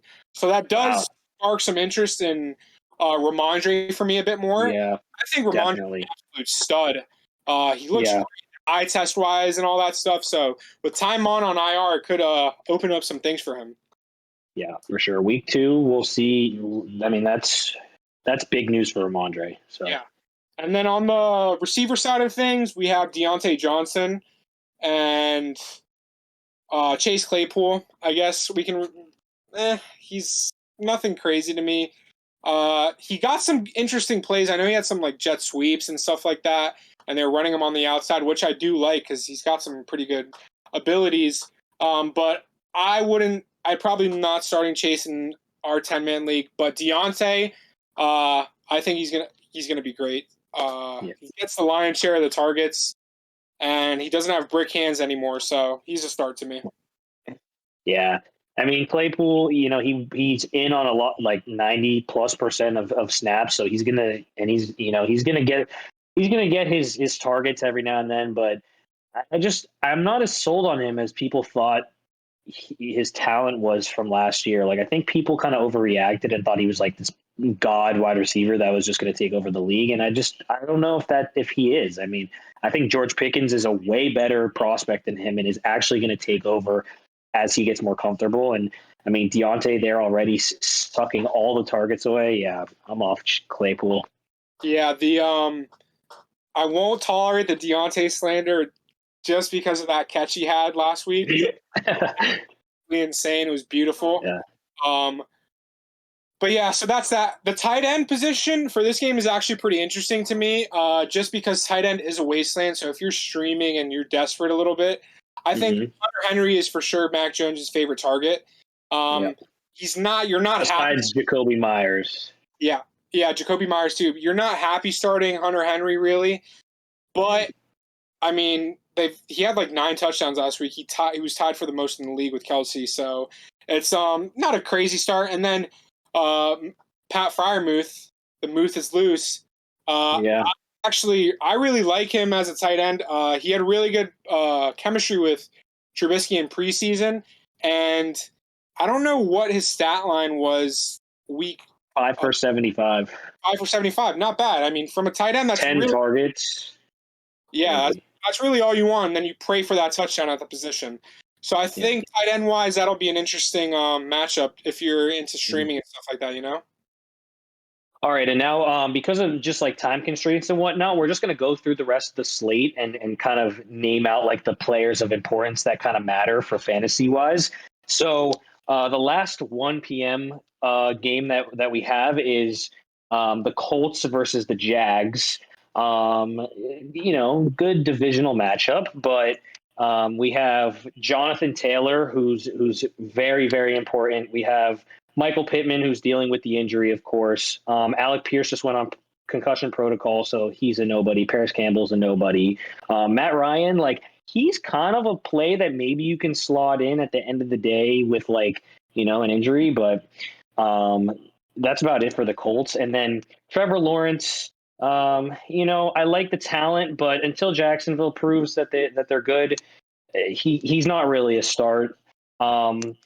James Robinson and ETN, it's looking like that's a true 50-50 split. Like, you're going to have to just throw one. If you have one of them, throw them in your flex and just pray that they get the work. I mean, James Robinson had the 2 touchdowns, but who knows? Maybe ETN becomes better as the year goes on. I don't know. And then Christian Kirk is the guy there. We know Christian Kirk is the guy there. He's probably the only viable play in terms of a 10-man league. And then moving on to the afternoon games, we have Seattle, the Seahawks versus the 49ers. I mean, neither of those quarterbacks are really going to get play. It looked like Geno Smith was the guy, but I don't know if he's playable in a 10-man. Trey Lance just got dropped by Vega in our league, so I don't know if that's really a playable guy either. Running back wise, Rashad Penny, he looked great, and then I looked at his stat line, and he had like 7 points. So you're probably not playing Rashad Penny, and if you are playing him in the flex, you're hoping he has a better game. But also, they did announce, Pete Carroll did announce that Kenneth Walker will be playing week 2. Okay, so Kenneth Walker is playing. So Rashad Penny's outlook, not too great. The San Francisco 49ers running back room, obviously Elijah Mitchell just went on IR for 2 months. If you got Jeff Wilson, you play him. You're shocked. If you got Jeff Wilson, you're shocked. You're shocked. He's the RB1 on the year. Okay. No, but you're playing him probably in the flex. I mean, if you went RB0, you're playing him at your RB2. He's going to get good work, but who knows? Maybe Jordan Mason gets work. Maybe Tyrion Davis-Price comes in and is the guy. We don't really know. It's Shanahan's backfield. It's never the same. In terms of receivers, DK Metcalf, start him every week. He's a guy. He didn't have an amazing week, and he still was solid. I mean, you probably drafted him early in like the 4th round, so he didn't produce how you would want him to, but you're starting him. Lockett, unstartable. Cannot start him. Debo, smash spot. End of the 2nd, beginning of the 3rd, smash spot all day, every day. Outside of that, I mean, Ayuk is all right, I don't think anybody's playing him in our league. He had an encouraging week 1, but I think he's more of a 12-man start for sure. Yeah. I mean, he had a long catch. He didn't have many targets. I mean, it was a monsoon shit game basically last week for the San Francisco 49ers. Nothing that happened matters at all. You have to look towards week 2. Okay. So, and then tight ends, Kittle didn't practice. If you draft a tight end, good luck. That sucks for you. That's going to be really bad. Will Dissly, kind of a sneaky pickup if you're streaming in the tight end wasteland. He had that touchdown. It seems like Geno Smith likes to throw the ball to him. He didn't have a ton of targets or catches, but, I mean, we know he's a solid player, so he could get it done. Yeah, for sure. I had Will Dissly, I want to say 2 years ago or 3 years ago. And whoever, I forgot who it was. Didn't they have Jimmy Graham or something? Jimmy Graham went out like week 2 or something, and then like Will Dissly went like on a streak, like he 4 went weeks crazy. Touchdown. Yep. 18 points, and then he tore his ACL or something. And then Higbee emerged for the Rams for me. I still remember it clear as day. But so Dissly, he's got the talent. We've seen him do it before. So yeah, definitely a possible streamer there. And then moving on to the next game, we have the Falcons versus the Rams. It should be a solid game. Quarterback play, I mean, you're sketching with Matt Stafford. Maybe the elbow actually is an issue. I mean, he didn't have a great week one. The Rams just looked bad all around. So maybe they pick it up. This is probably a bounce back week. Mariota, you're not playing him. Not playing him unless you're in a deeper league and you're hoping for that rushing upside where you're in a 4-point passing touchdown league and rushing means more. But other than that, you're not playing him. Running backs, Cam Akers is a negative. He does not exist in the world of fantasy. Darrell Henderson is a fucking horse. You play Darrell Henderson until his wheels fall off. He is a mega stud if you drafted him. You are blessed if you drafted him. To all the people who drafted Darrell Henderson, mwah. I feel so bad for Zvi because he has Cam Akers, and especially having him play on a Thursday night week. So you got to live with that Thursday night, Friday night, Saturday night, just that salt of staring at that 0.00. Yeah. So Zvi, I feel for you, my boy, especially losing to a guy like Shevil. Oh, man. Absolutely. All the Cam Akers truthers are in despair. Honestly, if you have him in Dynasty, you trade him away, man. You get a first for him. And then the same type of situation, Cordell Patterson. If you drafted him in the 9th, 10th round, you are blessed. That guy looks like an absolute horse. He had his career high in carries with 22 carries, over 100 yards. He is the first running back to drop over 100 yards on the Saints in I don't even know how many games, 25 games or something crazy. The Saints never give up 100 yards, and he went nuclear. They want to feed him. But Damian Williams is dealing with a rib injury, so you're playing Cordell Patterson every week. He's like a top 20 running back for me going forward, and with the potential to go upwards if he continues this play. Through the air, Kupp, don't have to say a word. He's a god in the slot. The other white Jesus. Allen Robinson is interesting. He didn't get any work at all, but he looked solid, and he probably is a bounce back candidate in this matchup. I like him as a flex play, and if he can prove that he did well. Like last year, I think Robert Woods had a really crappy week one with Stafford and Kupp going crazy, and everybody freaked out. And then Robert Woods averaged 15 points a game until he tore his ACL. So we could see a very similar outcome for Allen Robinson. And on the other side of the ball with Atlanta, would you start Allen Robinson or DJ Moore this week? That's a tough one. If I had to choose, I would probably choose Allen Robinson just because I think there really isn't much outside of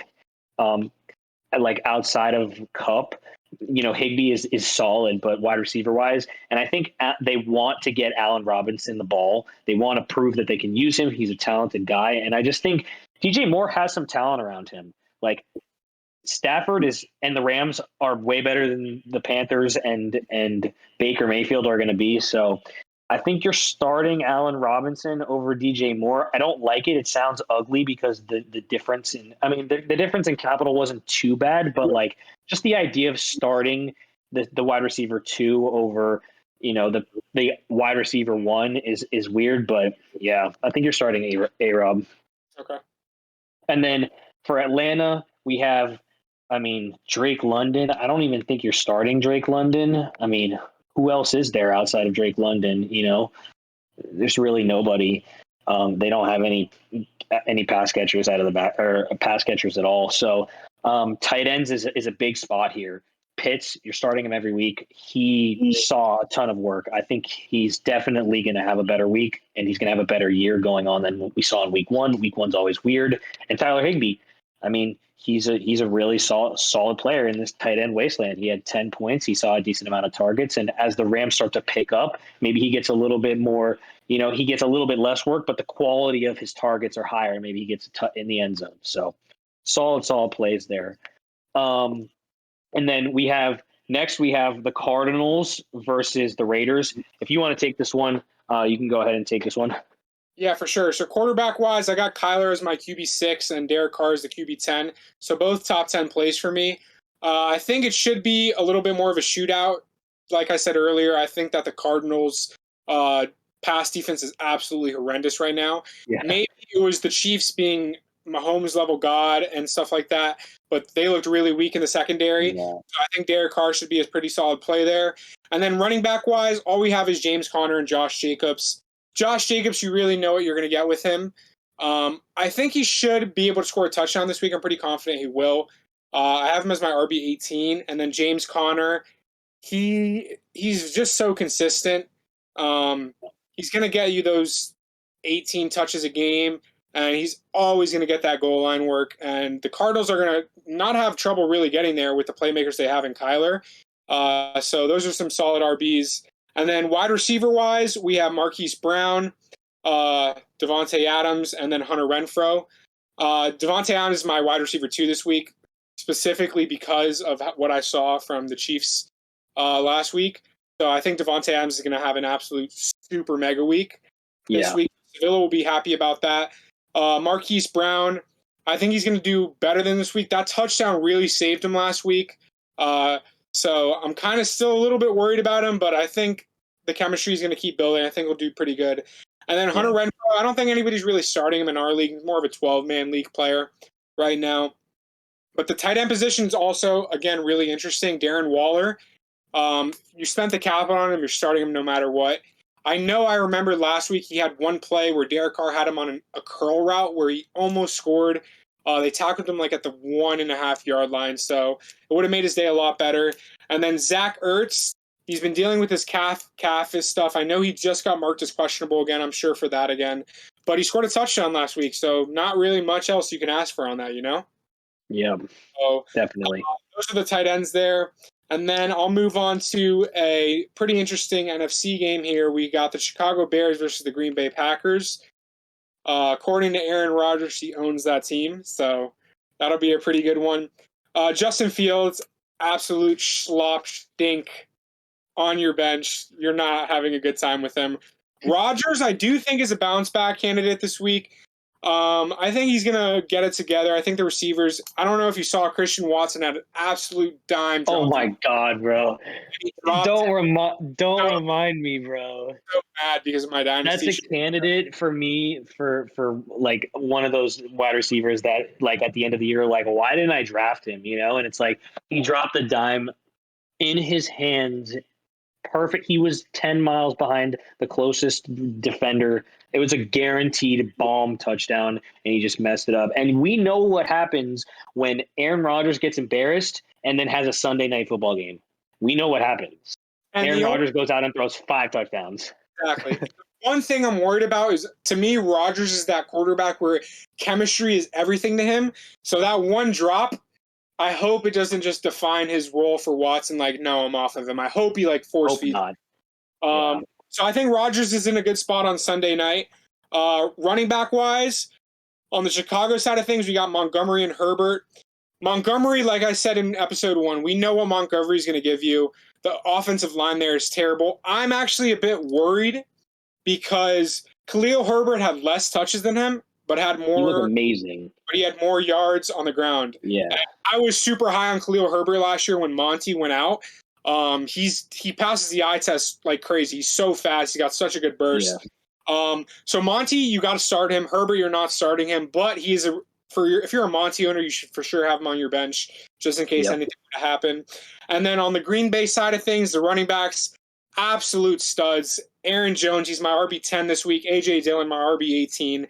So I think no matter what, these guys are plug-in plays, and they don't have their shit together on the receiving side of things. So I think these running backs are their main offense. They're going to be the receivers.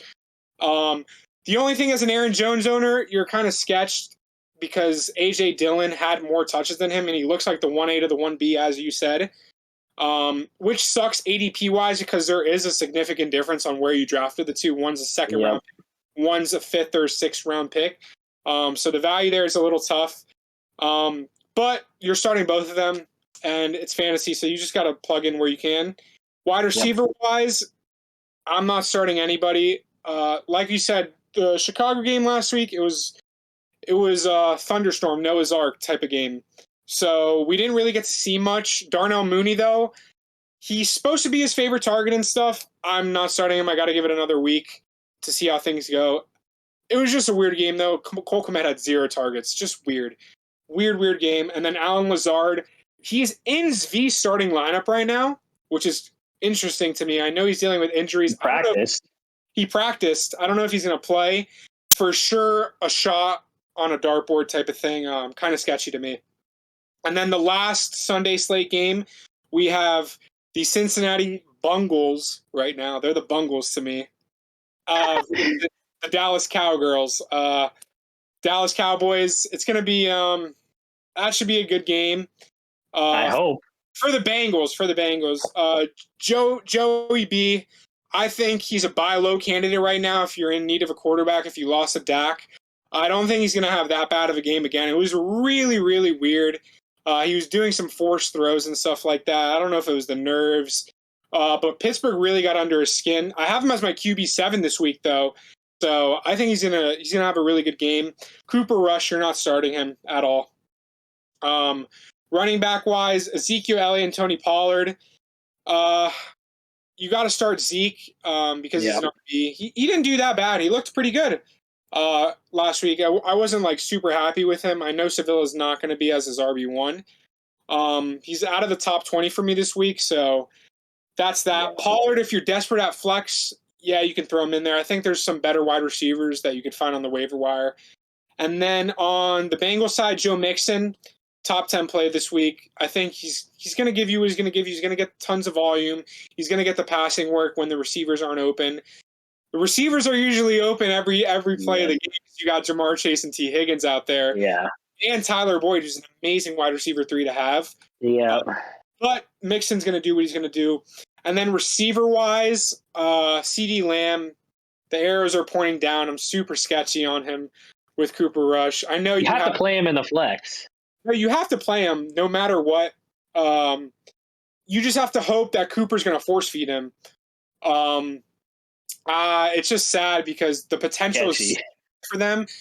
And his ADP was through the roof preseason. He was going like the receiver after all of the elites, like right after Diggs. So it sucks to see this downfall in 1 week.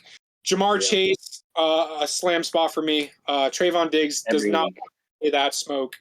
The last time you saw him, he ruined his draft capital, bro. I can remember it. Jamar is a for sure start. And T. Higgins, I think he's going to clear the concussion protocol. And I think you got to start him. I think do good. Tight end wise, Dalton Schultz. I really like him this week because I do remember Cooper Rush had some pretty good chemistry with him when he played with him last year a little bit when Dak was hurt. So I really like him this week. And then Hayden Hurst, not really touching him on the Bengals. He had some good plays, but there's just too many mouths to feed there. So that's it for the Sunday slate of games. You can pick whichever up. What did you want to say? We missed the Houston versus Denver game. Yes, we did. So we got. Yeah, you can break that. We got the Texans versus the Broncos. Surprisingly, actually, might be a solid game.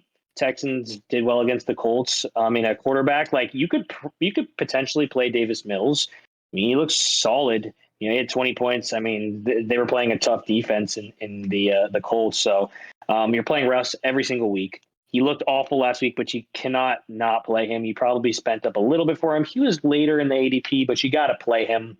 Running back wise, Dameon Pierce owners are in shambles because Rex Burkhead took that workload, and you are sad. So I don't know, man. The coach came out and said they're like hoping that he can become more of a well-rounded running back and catch the ball out of the backfield better. So who knows if we see Dameon Pierce in a solid workload for the whole year. Denver, Melvin Gordon's dust. Javonte Williams is the guy. You're starting Javonte Williams every single week. His workload is only going to get better. He is catching a ton of balls out of the backfield. He is the guy there in Denver as long as he is healthy. On the receiver side of the ball, we have Brandon Cooks, very, very solid every single year. You're going to start him. He's a great play. He could be a wide receiver 2, in my opinion. And sometimes he could be a wide receiver 1 with that touchdown upside. Davis Mills loves him, throws him the ball a ton. Nico Collins, you're not playing him in our 10-man league. He's a solid player. I like him. I think he's going to do well throughout the year, but you're not starting him in our 10-man league. And then on the Denver side of the ball, Judy and Sutton are just both starts. It seems like everybody was worried, who do I pick first? Judy, Sutton, Judy, Sutton, Judy, Sutton. And it looks like you just picked one of them and you hit basically with Russ throwing them the ball. So I think you start both of them. You're excited about where the Broncos are going, and that's how it's going to be. In terms of tight end, there's not really that great of plays here. There was some touchdowns on the Houston side of the ball, but I think those were his only 2 targets of the game, and they ended up being touchdowns for OJ Howard. So I would say Albert O is like a dynasty keep. He's an interesting aspect, long term wise. And then the thing on Sutton and Judy that I wanted to touch on, I really wanted to say this, was that Judy did have the bigger week because he had that touchdown. So I've less targets. I've seen on Twitter a lot. People were kind of worried about Sutton, but I'm honestly not worried at all. Just because his air yard targets and stuff, he was averaging like 13 yards per target and stuff. So I think Russ and him are going to be there. If you're a Sutton owner, I think you're starting him with absolute confidence. Yep. Judy too, but I think Sutton are a little scared because you paid a little bit higher for him price-wise. But I don't think you guys have to worry at all. Yeah, I would agree with that sentiment. And so that's it for the Sunday games. Let's just finish it off with the Monday games, and then we'll get right into the matchups and finish it off with our mentas of the week and some drama and be done with it. And so the first... You can pick which Monday game you want to do, and then I'll pick the other. All right, so you can go ahead with the first Monday game, which is the Titans versus the Bills. Your favorite quarterback in the league. Cranz would pick the Vikings Eagles because you know what the deal is. My absolute guy, man. The QB1, he's my quarterback 1 on the week. I think he's going to absolute feast. He's just a stud, rushing wise, passing wise. Honestly, I hate him playing on Thursday night because I feel like I haven't seen him play football in so long. Now I have to watch him like 10 days later on a Monday. It sucks. Yeah. He's one of my favorite players in the league. Tannehill, you're not starting him in our league. If you're in a super flex QB league, maybe you'll give him some consideration there. Running back wise, Derrick Henry, I have him as my RB6 this week. It is a tough matchup. I do think he's going to get it going a little bit on the ground, a little bit more. I think they're going to force feed him a bit in this game. It should be. I don't know if it's going to be a high-scoring affair. I think this is going to be a grinder type of game, which is where he kind of succeeds. However, it's hard to say a Josh Allen game to me now is not going to be high-scoring because the Bills look absolutely cracked. Devin Singletary, he's the running back 1 there, but it's just weird. Backfield there is, I think he's got skills and stuff, but they use the wide receivers in such unique ways there, and they have such a gadget tight end with Knox, where most of these dump-off routes that most other receiving running backs would get in the league, they have the receivers to do those little out routes and dink and dunks and stuff. Yep. And Josh loves when the play breaks down because that's when he's getting on the ground or making these crazy plays that Mahomes loves too. So it kind of like makes Devin Singletary not as high as he should be. And then receiver-wise, Stephon Diggs, I don't have to touch on him. Absolute stud. Top 5 guy for me. Gabe Davis, I'll touch on him in a little bit. If you drafted him, you're extremely happy. I think he's going to be a guy this year. And then on the receiver side of things, Treylon Burks, in a 10-man league, I honestly think he's a drop candidate. Because I don't know what they're going to really do. He's going to have some time to develop. I think if you drop him, somebody in the league like a Zv might pick him up, and then 1 week later, Zv's going to drop him for another player.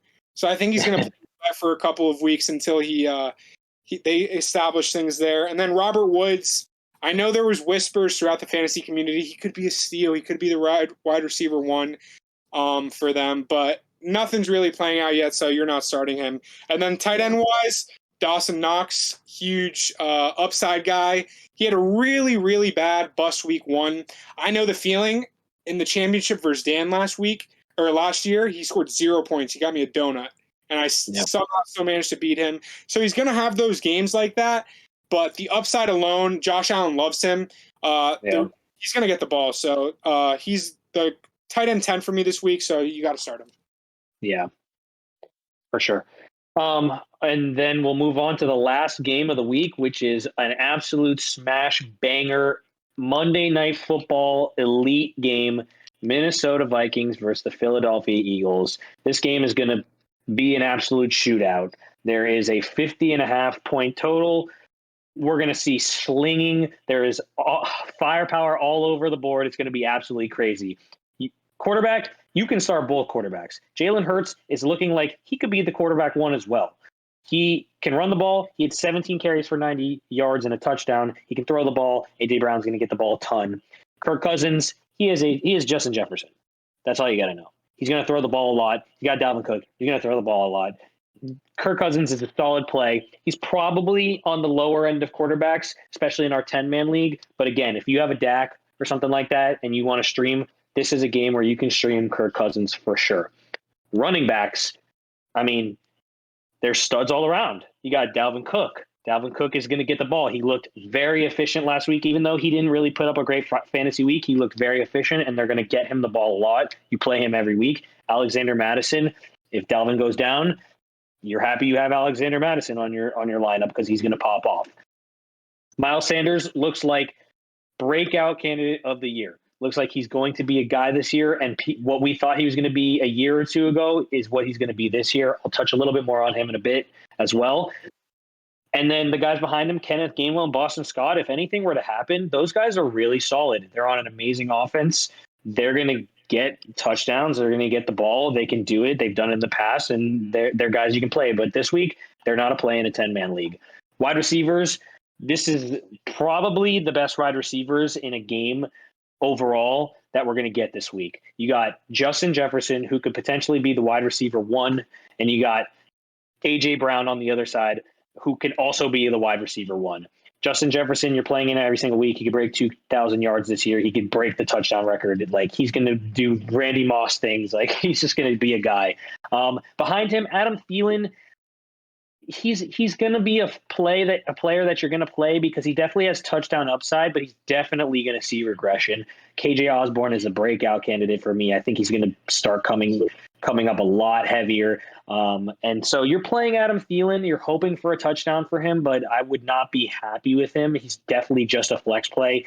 And if you have better plays, you want to play them. Devontae Smith is interesting. He didn't get the ball one time. And I think that changes, but I would definitely be really worried if I was a Devontae Smith owner. It seems like A.J. Brown is the guy.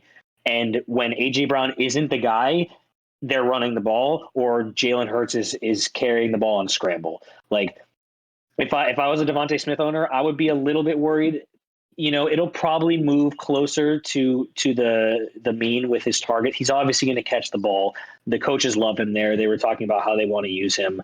But I would definitely be worried. A.J. Brown is that guy. You are starting him every week, and you are glad you picked him at the ADP he was at because he is a smash spot. And then in terms of tight ends, we have Herb Smith Jr., who you're not playing him. Everybody thought he was going to be great. Can't play him really. And you have Dallas Goedert, who is a smash spot. He's just one of those players who's going to get funneled the ball in the Eagles offense. It's A.J. Brown, one of the running backs, and Dallas Goedert. He's a smash spot. If you drafted him, he's a very great tight end. If you were able to wait and maybe get him a little bit later, he's a play every single week. But this game is going to be an absolute banger, and this week looks like it's going to be fun again. Last week was fun. I think this week's going to be fun too. I've been shaking my head in disgust over you breaking down this game because I'm going to have to sit on Monday night, and every time the Eagles have the ball, I have to go against A.J. Brown, and every time the Vikings have the ball, I have to go against Justin Jefferson. So, yep. And that's a great way. I might be betting on the over on both their receiving yards, so I don't have such a miserable night. I could win some money. You don't hedge yourself. Yeah, 100%. And that's a great way to segue into the matchups, because what better way to start our matchups than to start with our matchup? Yep. Because we play each other, and I mean, if I'm going to I'll just go over some of the stuff that I have down for us. So personally for me, I'm worried about my running backs. Yeah. I got Josh Jacobs and Travis Etienne. I mean, I stuck Cordero Patterson over Travis Etienne. I think that's the smart play until Etienne shows that he's going to get a little bit more work, or he can catch the ball at least from on the fucking goal line. So Cordero Patterson, I think he's going to be a guy, but like, could he go out and have 5 points? Like 100%. Like, it's Cordero Patterson. Like, you know what I'm saying? He's 31 years old, but who knows? He could be solid. And then Josh Jacobs, I think he'll have a better week. He's going to get the ball the most out of the backfield.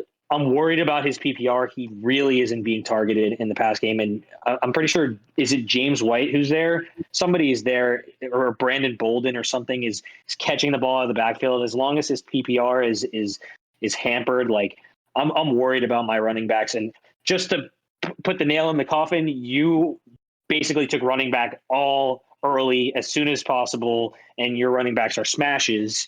You have Austin Eckler, who is just fucking banger spot. I mean, like, I said, like, I'm a little bit worried of Eckler, but like, it's Austin Eckler. He's gonna catch the ball a ton. He's on one of the best offenses in the entire league. And then to top it off, you probably have the best breakout running back star in the entire league in DeAndre Swift. Like, he's injured, and like, I'm still worried that if he plays with a broken ankle, he's going to score more than both my running backs combined. Like, yeah. And then outside of that, like we just touched on, my Monday Night Football wide receivers, boy, you gonna have a hit in your face, man. That is gonna suck being you, because you're gonna go into Monday Night Football with a lead. Josh Allen is gonna be on that Monday night game. You're gonna be like, damn, he's throwing touchdowns, and then what's gonna happen, man? Who knows? Justin Jefferson and AJ Brown are just going to come out here, and they're both going to go for 200 yards and 4 touchdowns and ruin your day with 10 catches. They're going to have 10 points just off catches alone. I mean, yeah, I went RB0. My wide receivers are where I have my strength. The only issue is that CeeDee Lamb is a question mark. Yeah. Like, I have to play him at the flex. Like, I'm playing him because I think his workload is going to be there. He just needs to produce and catch the ball instead of 2 catches on like 12 targets. He needs to actually catch the damn ball, so he at least gets PPR points. But if I had to break down our matchup, it's a lot closer to a 50-50 than those projections say, man. I really think that our matchup is very close. Yeah. So if you had to pick, make your pick now. Do you think you're winning or me? If I had to choose, I think that this is a classic Monday night heartbreaker for you. Like, you're just going to be ahead and sweating, and then my guys are just going to go out and go crazy, man. Yeah, so I think what we should do is to be time efficient. So you broke down this matchup. So I'm just going to give my pick on it, and then the next matchup I'll break down that one, and then you could just do your pick. Obviously, I picked myself to win. The only notes that I really have is that I think my RB matchups are much, much better than yours, which gives me the edge. And then I think that your receivers are incredible. I think they're going to have amazing matchups, but I don't think that my wide receivers are that terrible to where I think I'm going to get blown out of the water by your receivers. So I think I literally have it very close down to the wire in my notes. Yep. That's exactly what I think. I picked me, you picked you. No surprises there. The next thing I will do is going to be Vega, Cup of Don Julio versus King Henry's Chubb, Mr. Yell Stark. Matchup, I have Kyle beating Vega, actually. I'm very high on Mike Evans this week, like I said, with no Godwin. I think that he's going to be in a smash spot. And then my sneaky Dalton Schultz, I think he's going to do pretty good this week. So I just have Vega really. I think Saquon's a great play. I'm nervous about the Lamar thing a little bit. Cooper Kupp, absolute smash. But he's starting Palmer, which I'm not too high on. I know the opportunity is there with Keenan out. I'm not really excited about that. And like I said, you think Julio Jones is a smash spot this week. I'm not sold on that. I think that Mike Evans is the banger. And I also think that Antonio Gibson this week is going to be another really good play versus Detroit. So I'm giving Kyle Starkman the edge this week in terms of him versus Vega. All right. Well, let's go. Let's go 2 for 2. I have Vega winning this week. Okay. And it's mainly because I think that Kyle's matchups are pretty tough. Like, I think Derrick Henry's going to have a hard time against the Bills, like personally. And listen, Chubb is playing the Jets, but we just saw the Jets kind of lock down the running game of the Ravens, who we know to basically get 100 yards on the ground every game. Do I think they're going to stop Nick Chubb? Obviously not. But is he going to have to work for his yards? Maybe. Who knows? And then his wide receiver matchups are tough as well. I mean, Mike Evans always has a tough time against New Orleans. They got Marshawn Lattimore. I mean, who's one of the top premier cornerbacks in the league. DK going against San Francisco. San Francisco is just a tough defense. Nick Bosa is an absolute wrecking ball, and he's going to destroy Geno. Geno Smith thought he had a great time last week. It ain't going to be like that this week. Nick Bosa is going to rush the fuck out of him and make him really salty. And then Mike Thomas, I mean, Tampa Bay is Tampa Bay. They're a good team. They are a Super Bowl contender. Their defense is also good. And I think Jameis, he's dealing with like a back injury or something right now. So who knows what we're going to see out of Michael Thomas.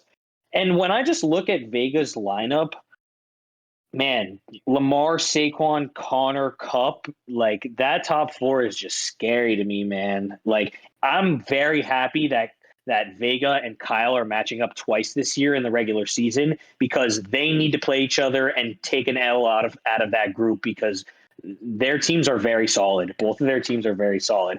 Mahomes is a god. If Mahomes leads Kyle to a Super Bowl, like, I wouldn't be surprised.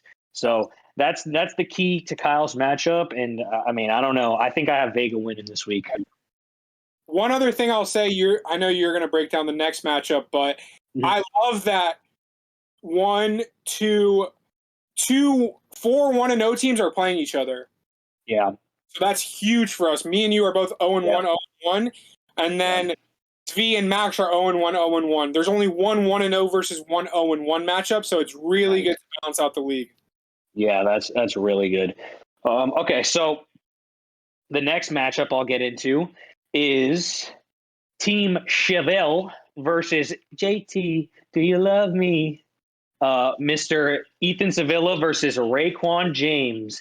And this matchup is interesting, honestly. The projections have Ray winning this one, but I'm Team RB0, and I think that Sevilla really upgraded at running back with Jeff Wilson.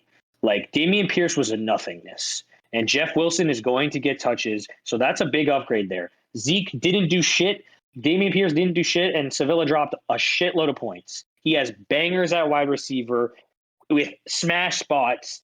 He has Russell Wilson at quarterback, who looked bad, and he's primed for a bounce back. Like, he played bad against Seattle. It was like the most pressured game of his life in Seattle versus the 12th man and Pete Carroll and his old team. Like, he's playing Houston. Like, they played well against the Colts, but like, come on, man, let Russ cook. Like, he's going to do his thing. And like I said, Juju Smith-Schuster is an honorable mention for my Menta of the week. That guy is going to go absolutely crazy versus the LA Chargers, where they are going to have an absolute shootout. He may see 10 catches for 110 yards, 120 yards this week and a touchdown if he gets lucky. So I just think that his firepower in Sevilla's wide receiver and tight end core, because he even has managers on top, like Devontae Adams, Stephon Diggs, Amon-Ra St. Brown, Juju Smith-Schuster, plus managers, bro. Oh my God, that is going to be crazy. I'll be honest, Ray's team came out on top of your projection and a lot of like the computer projections, and I'm not as high on his team as the computer in your projections are. I'll be honest. Like a bunch, I mean, especially now, like I loved Aaron Jones throughout the offseason, and I'm afraid. Like he ran more routes and he got more targets, but AJ Dillon is taking that job, bro. AJ Dillon looks like a monster, and that team is dysfunctional as hell. Aaron Jones will get his. He's an explosive player. I mean, Deebo Samuel, he's a smash. Terry McLaurin, I'm not high on him. I'm not high on Washington. Cortland Sutton, I was more high on Jared Jeudy. I like Cortland Sutton's workload now, but I still think that people overrated Russell going to the Broncos. Russell Wilson had Tyler Lockett, an elite slot guy, and DK Metcalf, one of the most specimen-like mentas in the entire league. Like, you can't upgrade from that. So all the people who thought like the Broncos were going to be like crazy insane, like I think the Seahawks might be better. Like they actually just might be better. And then Kareem Hunt at the flex, it's a good flex. He's not going to have 2 receiving touchdowns every week. It's Jacoby Brisket on the ball in a matchup versus the Jets, who they're, it's the Jets. They're shit. Like this game is going to be probably god awful, but it's sketchy for me. I just think Sevilla kind of ekes him out and is going to take the dub. Their QBs are both sketchy. I believe did Ray have Dak? No, you had Dak. So Ray is sporting Derek Carr. His quarterbacks are Derek Carr and Brady, which are like he waited on quarterback. And Sevilla has Russ. Like we saw Russ do okay last week. He has to bounce back. So yeah, I have Sevilla winning this one. How about you? Well, let's make it 3 for 3. I have Mr. Ray. Oh my God. Let's go. But I think that if you were to listen to this podcast and then know my pick, you would think, okay, it was pretty obvious. Like I said, I'm huge on the Raiders this week in general versus Arizona, and I think Derek Carr is going to sling the ball a lot. I think Jonathan Taylor's in a prime spot versus Jacksonville to just feed. Perfect game script for him. Aaron Jones, we've already talked on him. As the RB2, I think he's going to have a better week than last week. So I think that's solid. Deebo Samuel, though, he's one of my huge plays this week with Elijah Mitchell going out. Another thing is he has Jeff Wilson on his bench right now. And I don't know if he's going to put him in there. Wednesday, bro. It's Wednesday. If he doesn't, he's dumb. He's dumb. And I know he's in LA. He just went to MedMan. He's got the Duke on him. I don't know. If he's dumb like that, man, whatever, man. See. All right. So I love Deebo this week. I love Terry this week versus Detroit. I think he can reciprocate close to what A.J. Brown did. Sutton, I love because he has Russ, and I think this is a prime week for Sutton. I think he's going to really do good. So I just think I'm just so high on Ray this week that there's just no way I could pick Sevilla. So that's really why I have that. For sure. And then I will break down. Let me do Mr. Kings V versus Max Isaac Brown, a.k.a. About Trump Train. And this one, I have Liors V winning this game pretty easily for me. The main thing for me in my notes is that I have a huge question mark on Najee Harris. I don't know if he's gonna play. I don't know if he's healthy, and Max doesn't have the backup. So I think that that's kind of a sketchy thing. I also think Justin Herbert absolutely obliterates Stafford at the quarterback position. He's in a prime spot for an absolute shootout. So I think that's V fairly handedly wins that matchup there. And then Gabe Davis, I'm not going to tap too much into it, but I think he's going to be a superstar this week. The only thing I'm not liking right now for V is that he has Lazard in there. I would probably take the risk on somebody on the waiver wire or maybe a Cam Akers and test it out. I don't know. But I just think that Lior is in a prime spot for a bounce back. And it's really interesting to me. I might have changed my pick if Brown had Joe Burrow in over Stafford. I do not know why he's on his bench. I guess he's scarred from week 1. Really? I don't know. If he makes a Joe Burrow change and T. Higgins plays and the stack's there, it definitely makes it a bit tougher for me because he has Kelsey. But right now, I'm going to lean with Zvi. Even though he's got Dotson in the flex and stuff, I'm going to lean with Zvi here. Yeah, I guess we're not going to go 5 for 5 because I also have Zvi beating Brown. There's just question marks all over the place. Kamara, Lazard, Najee, T. Higgins. Like, it's question marks all around. This might be the pooper bowl of the week candidate if I had to choose one. But I just think that there's a sprinkle of better skill players on Zvi's side with Herbert, Dalvin, Gabe Davis, even Deontay Johnson. I mean, the keys to their team are Justin Herbert for Zvi and Kelsey for Max Brown. So, yeah, we're on the same page in terms of that one.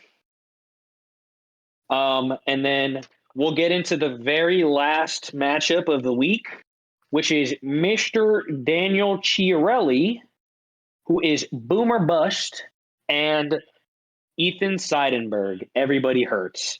So in this game, I actually have, and this is another one that I think is very close. It's very, very close. The reason why I think it's close is because all around their teams are very, very solid. There's slight, very small issues, like Thielen at the wide receiver 3. I don't like as much, and I'm not the biggest fan of the DJ Chark flex. But Dan has amazing matchups. He just has amazing matchups overall. Kirk Cousins is going to sling the ball. Christian McCaffrey is going to run all over the Giants. Leonard Fournette is going to get a workload horse against New Orleans. Tyreek Hill plays the Ravens. He's going to get a ton. Mike Williams in a shootout versus Kansas City. Hopefully he gets the damn ball with no Keenan. Thielen, I mean, it's versus Philly. They're going to throw the ball a lot. Thielen's going to have some production there. Darren Waller, you just said, versus the Cardinals. Cardinals are dog meat through the air. He's going to fucking feast, bro. A.J. Dillon, I don't give a fuck if Chicago's a good defense. Like, he's running all over them. He's catching passes out of the backfield. He's a smash spot. Like, I just think Dan, it's like a 51-50 for me here just because of matchups. If I had to choose a team that I personally like better, it would probably be Sides team, just on like a yearly overall based on my like preseason rankings. He has a lot of players that I was really interested in, but if Pittman doesn't go with that quad, it's a real big downgrade for him. Like, that would be really, really bad for him. And the other thing is Clyde, if he's consistent, is scary. So if Side's a 2-Bengal guy, he's got Mixon, he's got Jamar. Those players, it doesn't matter if you have both of them on the same team. They're super auto smashes every week. But yeah, I mean, it's a 50-50 call for me. I think Dan takes the win with the matchups, and that's how it goes. I would have to agree with you on that one. I did choose Dan as well to win this matchup.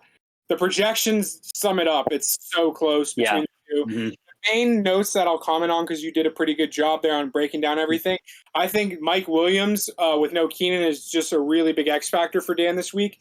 And the quad injury for Pittman, when I did my little sheet here, that wasn't even an aspect in my mind. The only thing I was worried about was Pittman getting game scripted out really quickly, because I think they're going to really try to put it on Jacksonville because of what happened last year and the Colts missing the playoffs. So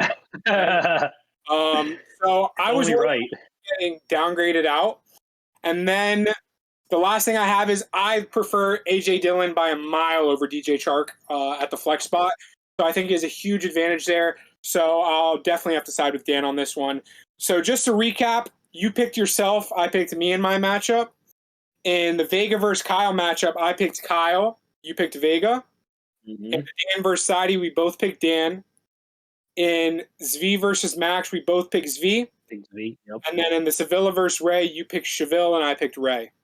Yep. Well, we're 2 for 3.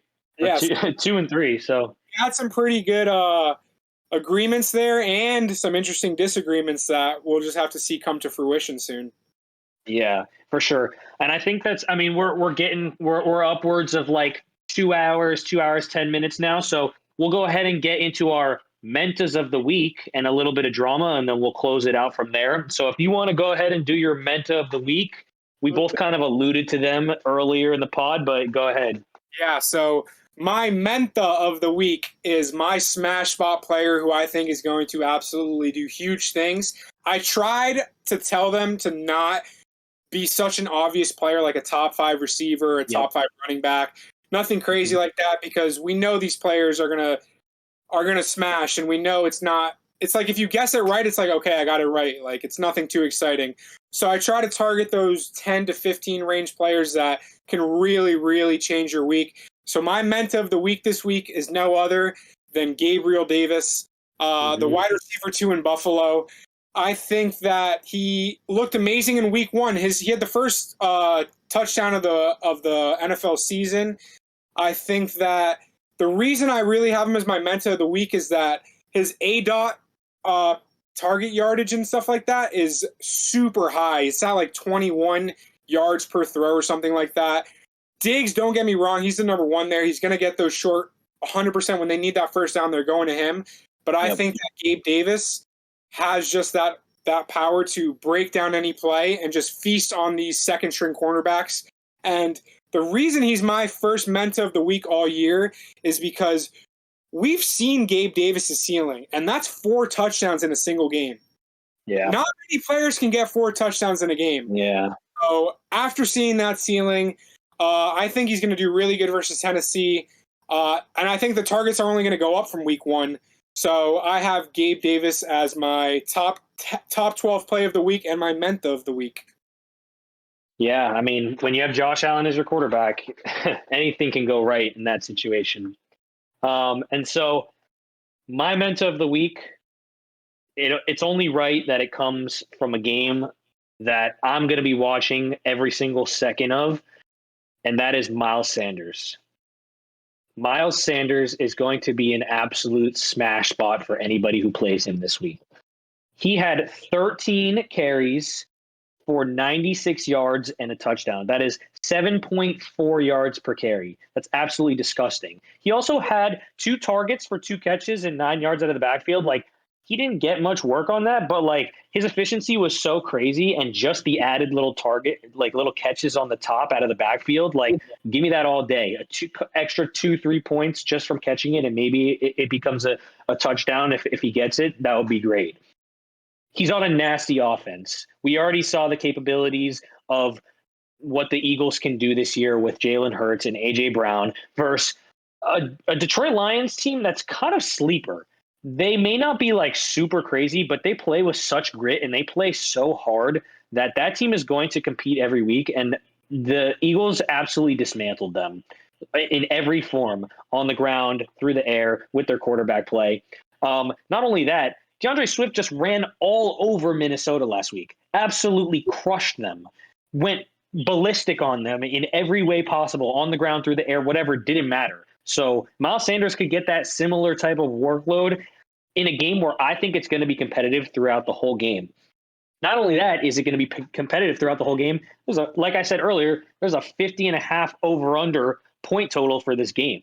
This game is going to see points. There's going to be yards on the ground, through the air.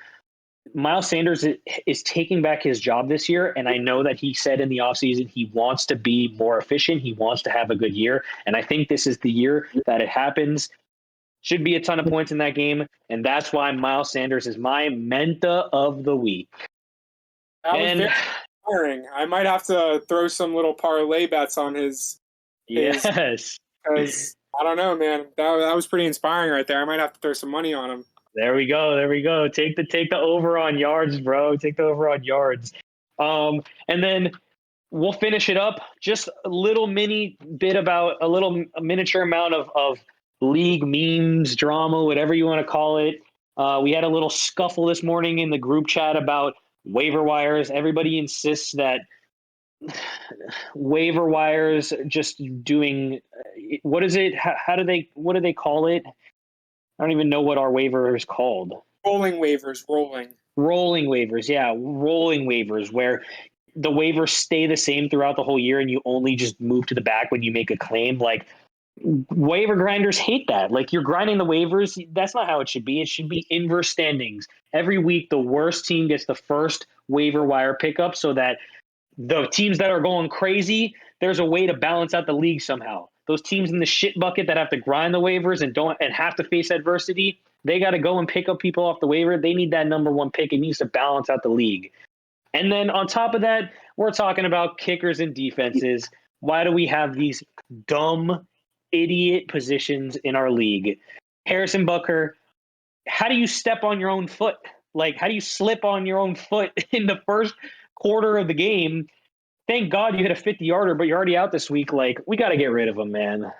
The boomer in me, the nostalgia of doing fantasy football since I was like 12 years old with all my Hollywood friends and stuff like that, really makes me want to keep kickers and defenses because of course, they hit, you feel amazing. I'm sure Vega felt great with the Buffalo Bills getting him 17 points last week, and the Dolphins doing great things for me in another league.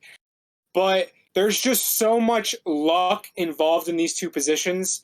Yeah. And there's already so much luck involved in fantasy that I'd much rather next year. I was kind of off of it this year, but already in week one, with adding a wide receiver position, I'd much rather take away those two positions and add more positional positions, like a running back or receiver, and make us actually have to use our brains. Like, all right, what RB3 am I starting this week, or what crazy wide receiver? Super flex quarterback, man. Super flex quarterback league. Yeah.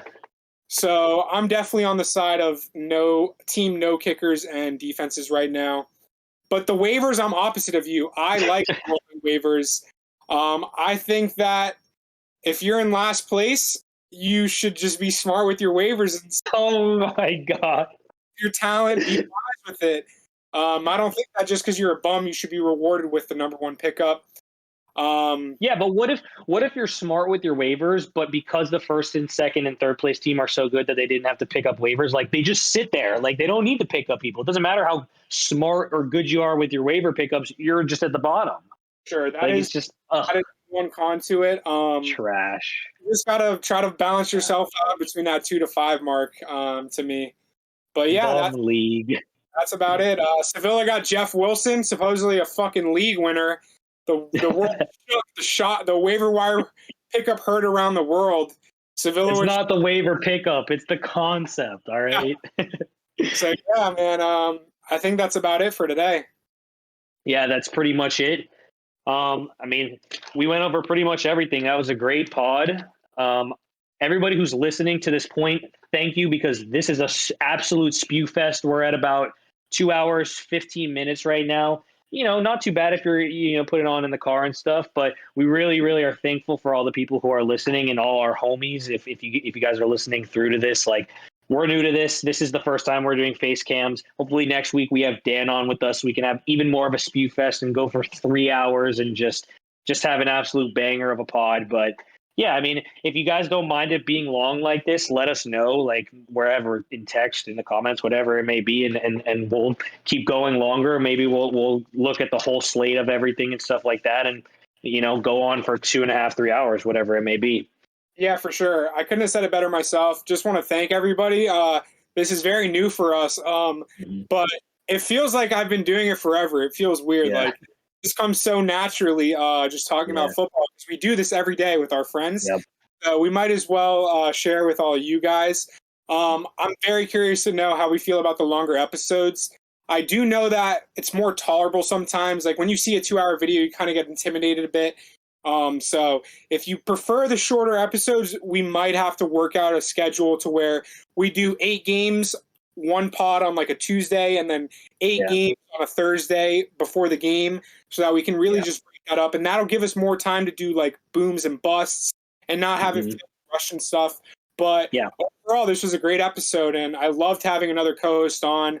And you guys all for listening, and I hope that we have a great week of football, Yeah, it's going to be fun. It's going to be fun. So let's hope week 2 is just as fun as week 1. Shout out my boy Kyler Murray. Come on, got the merch. You know what the vibes are.